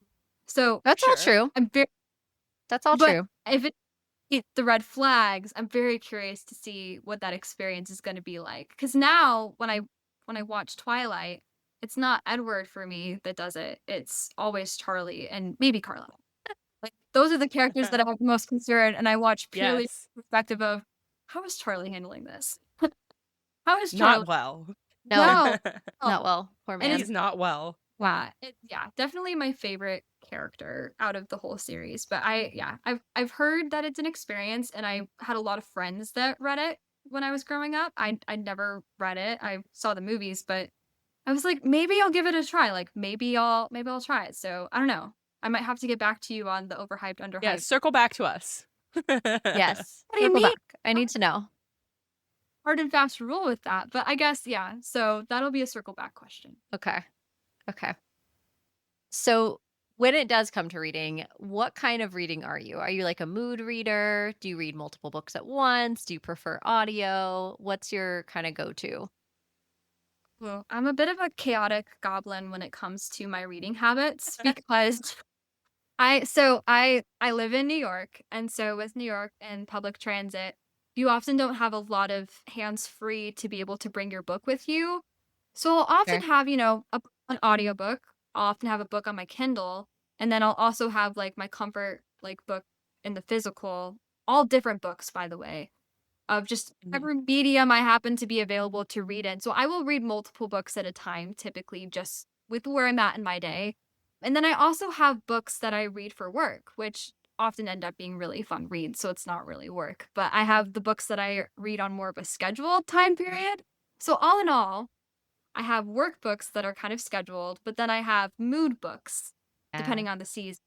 So I might, I listen, I do it digital and I do it physical, but all of these books typically tend to fall within mood reading because I will save all of my spooky season books for spooky season time, and then I'll save all of my Yes. holiday books for holiday time, and you got to have your beach reads for the summer.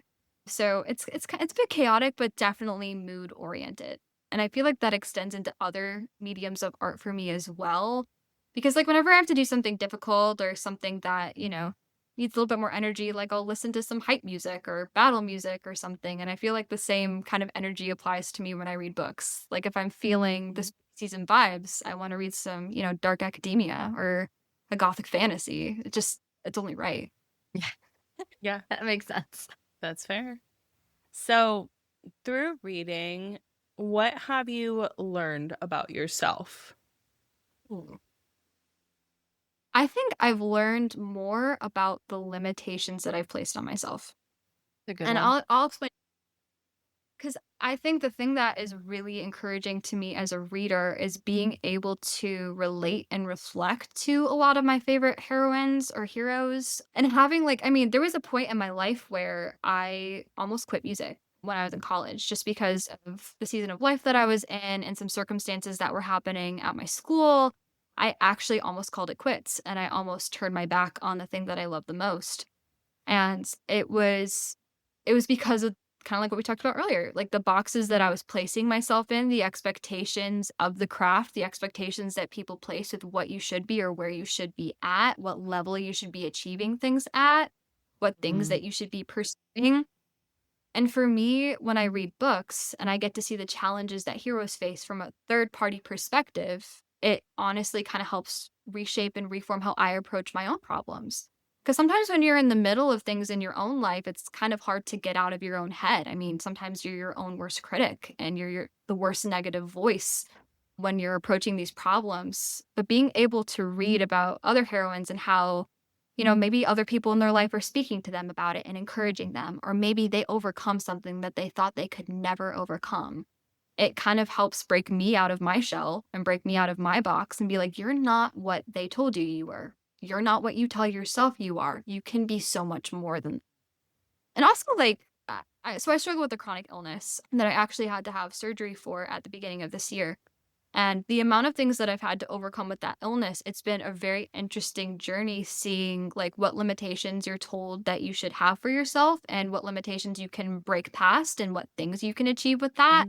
Like Violet from Fourth Wing, she struggles with the chronic illness and being able to see the things that she achieves. Also seeing the things that, Misha achieves despite the tragedy in her life. I mean, we all experience different things and we all place ourselves, and sometimes people place us in boxes. And so I think it's really great to kind of get out of my head and get into someone else's and reflect and learn more about myself in that way. Wow, that's awesome. Thank you so much for that. I appreciate that. Reading is inspiring, and it's so incredible to live through these characters and so many.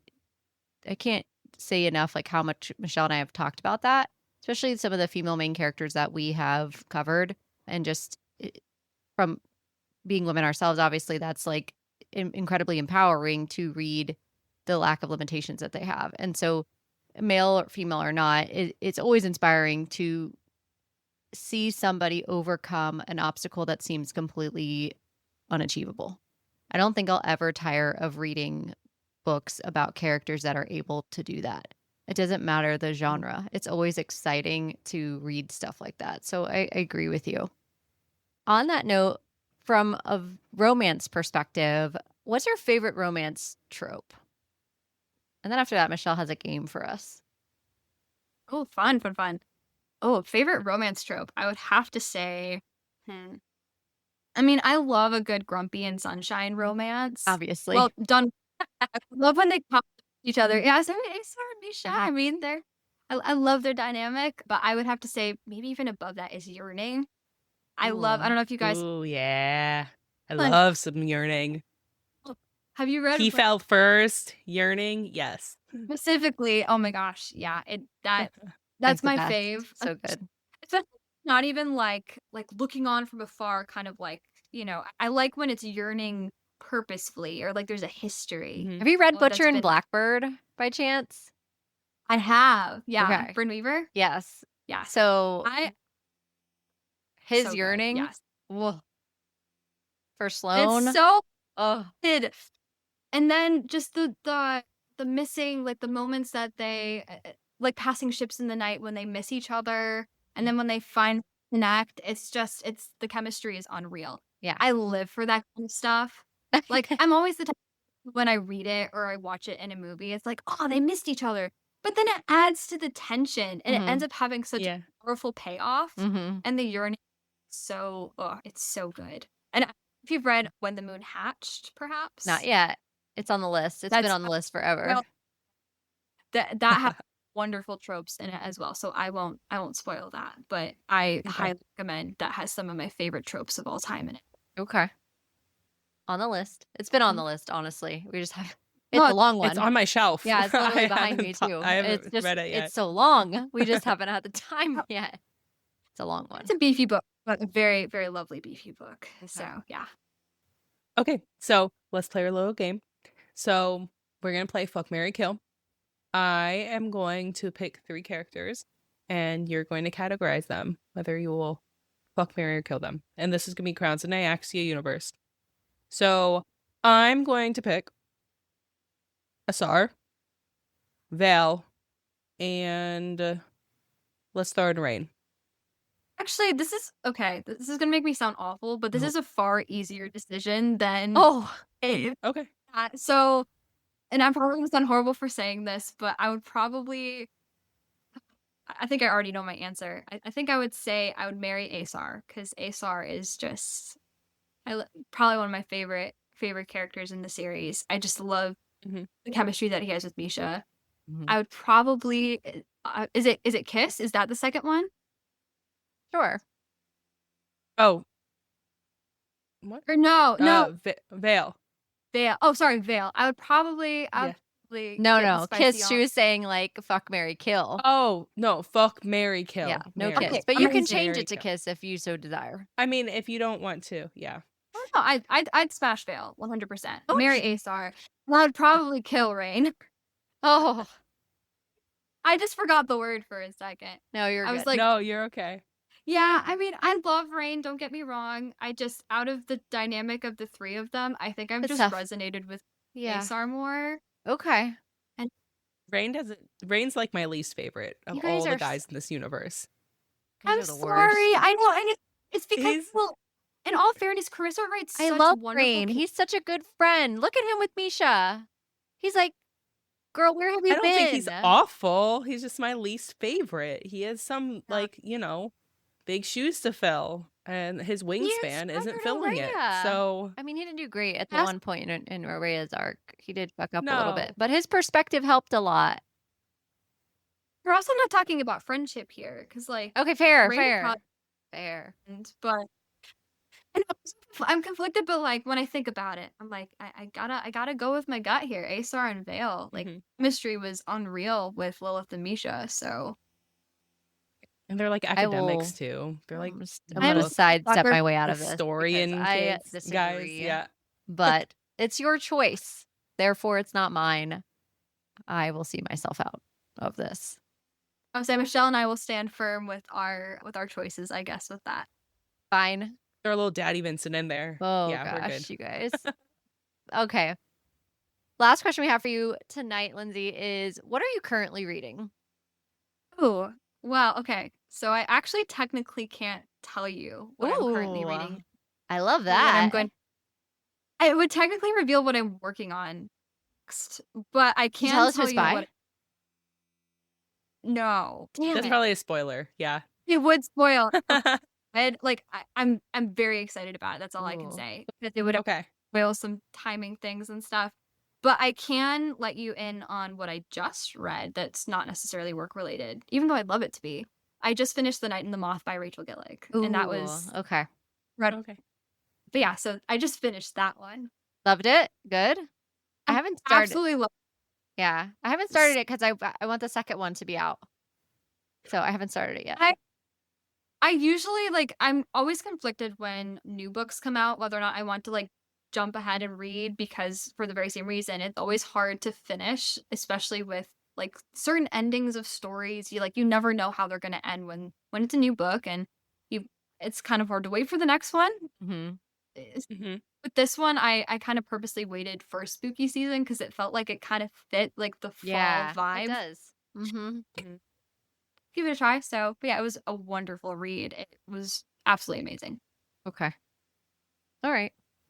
I might have to do it then. We'll have to see. And you don't judge your choice. Wait though, if you want to wait, I totally understand. Okay. It's going to be hard to wait for the next one. So, yeah, I'm definitely eagerly anticipating it. Okay.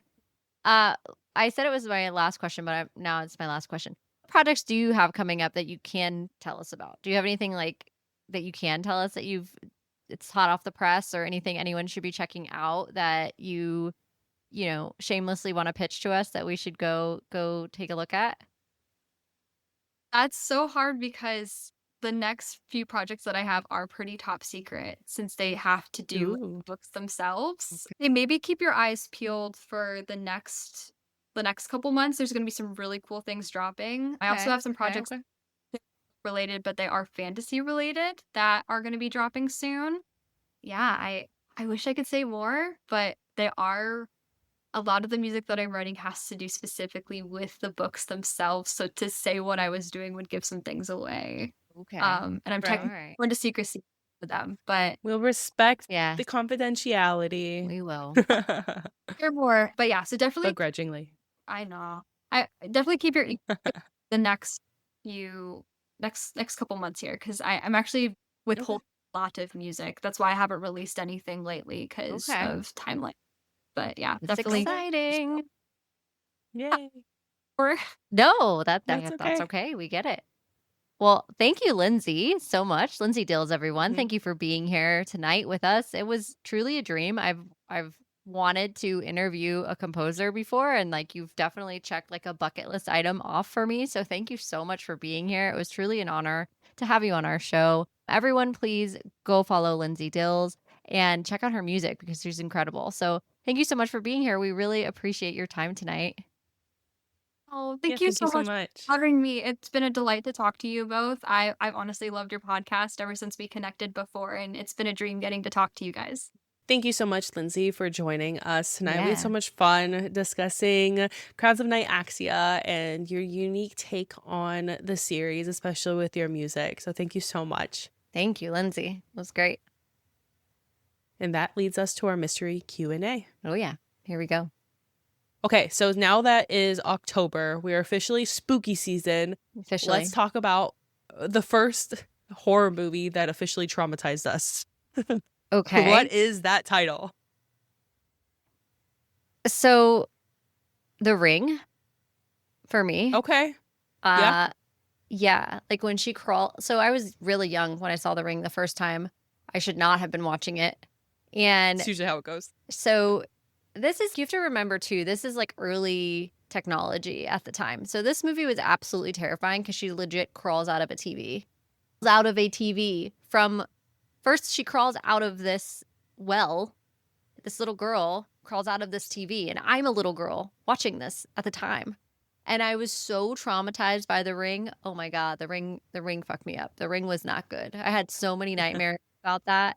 Now I see it and it's funny because there was a bunch of parodies like from Scary Movie and stuff of it Yeah. later. But like at the time, oh my God. The Ring. Yeah. The Ring was. And you want to know another one that really wasn't like really that scary, but do you remember Signs? Yeah. Signs messed me up. With the aliens. Yes. Yeah. Yeah. That was, I feel like that movie was like too creepy for what it actually totally was. different. Yeah. Totally Yeah. different type of movie, but it freaked me out too. Yeah, that one was weird. Ew. So mine was, so the title was When Darkness Falls. And this is about a killer tooth fairy. And me, Really? I'm like way too young to be watching this movie because my older brother is watching this movie. And I'm still losing teeth at the point where I'm like, God. yeah, so this tooth fairy comes and it's when darkness falls. So if you lose a tooth, you put it under your you put pillow, the- you know, this standard shit. But you cannot look at the tooth fairy and you cannot wake up or she's going to fucking steal your soul. Oh my So gosh. you just, NBD. yeah, she just kills you. So you have to stay asleep. And like the entire time, she's not quiet when she comes in. She's Banging shit being on the loud and ground or shit. whatever. Yeah. Yeah. These kids are like freaking out here. And here I am like, I still have baby teeth. Like, I Oh my don't. What if the tooth fairy comes for me? And this is like such like a not popular movie. Like it No, wasn't like a big I have no movie. idea what this so is. it was just random. I don't even know why my brothers watch it. I don't know why my dad and my brother let me watch it with them. I'm like, what are you guys thinking? Yeah, what were they thinking? So yeah, I couldn't sleep. Okay. I couldn't sleep. It was lights on for a while in my room because I'm like, I'm not turning this shit off. The tooth fairy might come for me. Yeah. Oh God. Yeah. That would be bad. That would be bad. Signs was also, or not Signs. The Ring. The Ring was also another like early one. I'm like, probably shouldn't have watched this. This was, why am I watching this? Like, did you This remember is- Blair yeah. Witch Project back in the day? Yeah, because it was like, it wasn't like, I watched That that, was made more by as a UC teenager. graduate students too. Yeah. And I feel like the Blair Witch Project sparked that phenomenon where a lot of these horror movies were taking like first person point of view. Yeah, You had the shaky camcorder. camera, Yeah. like Mhm. kind of like Paranormal Activities. Like everyone was doing I that. don't think it would exist without the Blair Witch Project, actually. No. Yeah. No. And that movie was creepy too. I'll be honest. It was, Blair that Witch? was the first one was. Oh yeah. No. Oh, Paranormal Activity. Paranormal Oh Activity. yeah, that too. I didn't watch any of those. Yeah. Those were not for me. I was like, I watched the first one. I was like, yeah. And then when the like, and this is gonna be funny.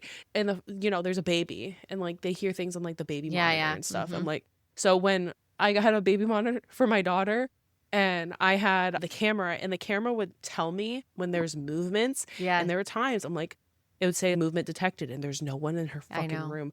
but the camera was detecting like shadows because the clouds were moving and there was casting different shadows. So I had to rationalize myself. That's a shadow. That's an actual shadow coming from the window. It's not fucking demons in this house.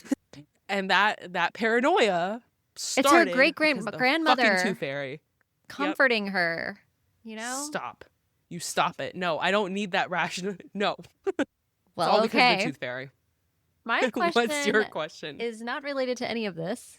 So it's not Halloween-y for once. I'm not on trend with seasons. I want to know, so we all get ads, right? In our social media. We get targeted ads. Uh-huh. What's an item you bought from a targeted ad that you were like, okay, this is like a weird one, but I'm so glad I bought this? I don't know. Okay. I don't know about a weird one. So Anyone is fine. okay. So the main targeted ad that I like bought and that I was like obsessed with for a long time was like the little Sleepy's bamboo Yes. pajamas. Do you remember? We Yes. first had our little Yeah. ones. Obsessed. Bamboo Because they're so pajamas for stretchy. kids. If you don't Yes. have kids, And- you don't understand. This is like there's a whole underground to this. I learned. Yes, through It's a you, cult. Michelle. Oh my God, there is. It is a cult. Yes, it's Yeah, crazy. but I just saw it on my Instagram one day. I'm like, oh, these patterns are really cute. So I bought one, and my daughter outgrew her clothes very quickly, and these were the only things that actually stretched with her. And they're so really soft. If you've never really soft. tried these, I'm just saying. We still do little sleepies. We still do the Christmas bamboo pajamas. Yeah. So good. Yes. So with this So good. next little one, we're going to get more little sleepies. There you go. So that is the one ad thing that I bought that I still like this is for life. Bamboo Yeah. for life. Bamboo for life. Yeah. My son still about wears you? bamboo pajamas now and knows the difference because he's been gifted brands to sleep in, and those are not the same. pajamas. I was like, okay. He knows. He has He's taste. about his bamboo clothes. Okay, so for me, Bougie. it's my fault. I fully acknowledge it. It's entirely my fault that he is this way. So I have no one to blame but myself in that matter. But by the way, for those who don't realize, like this is like a whole underground. There's Facebook market resales of this brand. Like it's a big deal. Like all their Christmas stuff sells out. They have all the matching pajamas that they already released for October, and they like sell out for the matching sets for your whole family. I mean, it's intense. This whole world is like very intense if you don't know about it. Like prints run out. Then they have prints that are only like done once every couple years, and like people resale. It's like this whole thing. But anyway, let me give you an upcharge. My answer to my question. I'll give you. So mouth tape. So you're like, what is mouth tape? Mouth tape. So I get a targeted ad for like better sleep. So when you get to be of a ripe in your mid to late 30s, you start getting a lot of advertisements that are like, you need mushroom coffee because all your stuff sucks, and you might be premenopausal and I'm not. But they do all these targeted ads because these social media sites have a general idea of what where you're at. And I look at elder millennial content, so they're like, here's your targeted stuff, right? So I get these ones about sleep all the time, bless their hearts. And I get this one that's about mouth tape. And I'm like, the fuck is mouth tape? What are we doing now? We're covering our mouths when we sleep. What the hell is this? So I'm like, let's tell us about whatever, and telling us all the benefits of mouth tape and blah, blah, blah. So then later, this is like such a segue. Later, I see Katy Perry taking a piece of mouth tape off and like doing a reel. And like she had just woken up. She takes off her eye mask and her mouth tape. She had this like pink mouth tape on. And I was like, damn, if Katy Perry's doing it, she looks young as hell. What's going on? So I'm like, I see the targeted ad again later, and I blame Katy Perry in the back of my mind. But it's really not her fault, of course. And I'm like, shit, they're going to get me with this. And when I'm a very deep sleeper, so part of this has to be like postpartum me, I'm always like listening for something. Like I feel like once you have the baby, you can't stop listening for the baby. I think it's just a mom where I just didn't feel like I ever got truly deep sleep. I never felt like I got really good sleep. And you also know this, I'm a classic night. I don't get a lot of sleep anyway. And so I was feeling like, all right, if there's something that can help me get really deep sleep, what could that be? Let's try it out. I also like when I am in a deep REM, I sleep with my mouth open. And so I wake up and my throat is like extremely dry. So dry. Right. Yeah. And like, I just don't sleep well. So there was all this science about this, like how if you sleep with your mouth open, you have poorer sleep and you end up waking up, blah, blah. Anyway, I digress. Ordered the mouth tape. Now I'm on a plan with Amazon where I get new boxes at a time cycle. I have been using mouth tape for 8 or 9 months now. Now my husband uses mouth tape every night. It's this piece of tape and there's like a little cut in it. So like you can breathe. Like there's a cut like between your lips, like when you put it on. It looks crazy. Okay. It looks ridiculous. Do I still wear it every night? Absolutely. Because I'm telling you, in the first night I noticed a difference. I was like, it's placebo. That's some bullshit. I just feel like this is good. But now I've slept with it for so long now that now on the nights I forget to put it on, if like I pass out reading or I'm too tired and I forget to put the tape on, there is an absolutely noticeable difference in my quality of sleep pre-mouth tape to now. It is insane. And I swear by it. Like, if you have seen the mouth tape ads, just go on ahead and put it in the cart, because I'm telling you right now, game changer. It was an Watch, it's gonna pop up on my phone. Changer. Oh yeah, for sure. It's already, because you've said it like 20 times right now. So I'm ad for mouth tape. I was wondering if there was ever a time that you had something that truly was like this game changer. And I was like, I finally have something the internet targeted me for, and it was legitimately life-changing. It's actually done something helpful. Yeah. I might need to check that out, because I do, when I wake up and my mouth's so dry, and right now I don't get great sleep anyways. I'm basically a rotisserie chicken going around and around in my bed trying to fight with my pregnancy pillow and get comfortable. So I'm not getting good sleep anyways. Get the mouth tape. I'm telling you. I don't know if that's going to solve the rotisserie chicken problem. No. But it might help in terms of I'm not going to wake up with the driest cotton mouth in the world. Yeah, for real. It's the awful feeling. No, it's great. You should give it a try. I'll give you a few to try out, and then no, don't want to get crazy. We're not sharing. You put on a new one every night, all right? You throw the old one away. So. Yes. Yeah.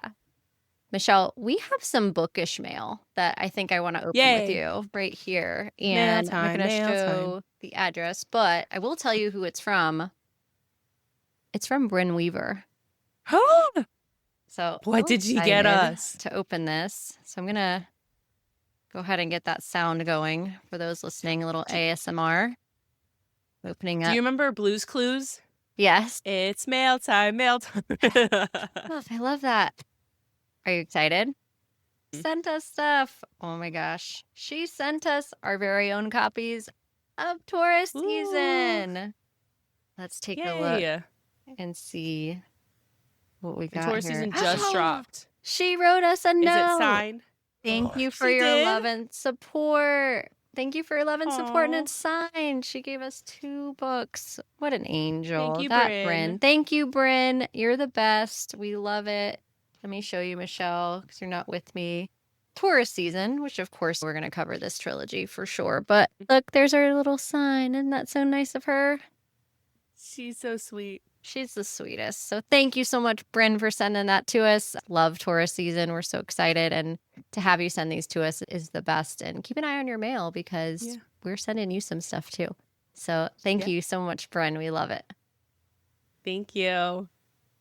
Before we wrap up, let's talk about what's coming up next on Book Club After Dark. Next week, Michelle, drum roll please, because we are interviewing the Carissa Broadbent, ladies and gentlemen. Can you believe it? Yay! I cannot. I still cannot believe we had this opportunity to interview Carissa Broadbent. I am ecstatic over this. I'm so excited for you guys to hear this interview. We have been literally so sweet. Oh, the nicest. And we've just been holding on to this for some time now that we got to interview her. And so it's happening. It's happening. I feel like them on The Office where they're running around and they're like, it's happening. Like, finally we can tell you about this. And we're so excited to have her on the show. And we are just another New York Times bestselling author. Who are we? It's just so exciting for us. And we're 1 year into Book Club After Dark. And it's just such a huge milestone. And we couldn't be more grateful to have Carissa on the show. And she's wonderful. She's so sweet, and she answered all questions, and it was just such a great time. And I can't wait, you guys. Oh yeah, we went on for a while. Did we nerd out like millennials and go down some rabbit holes? Absolutely. Sure did. We've got a lot that we talked about with Carissa. She was such such a great guest on the show, and we cannot wait for you guys to listen to that episode for sure. And don't forget, we want to hear from you. If you have thoughts on The Fallen and The Kiss of Dusk or suggestions for future reads, drop a comment below or message us on one of our social media platforms at Book Club After Dark Pod. Show us your fan art, theories, or anything bookish you'd like to share. You can also visit our website, bookclubafterdark.co, to stay up to date on our cozy content and check out our merch. That's all for tonight. Sleep tight, night owls. Until next time, happy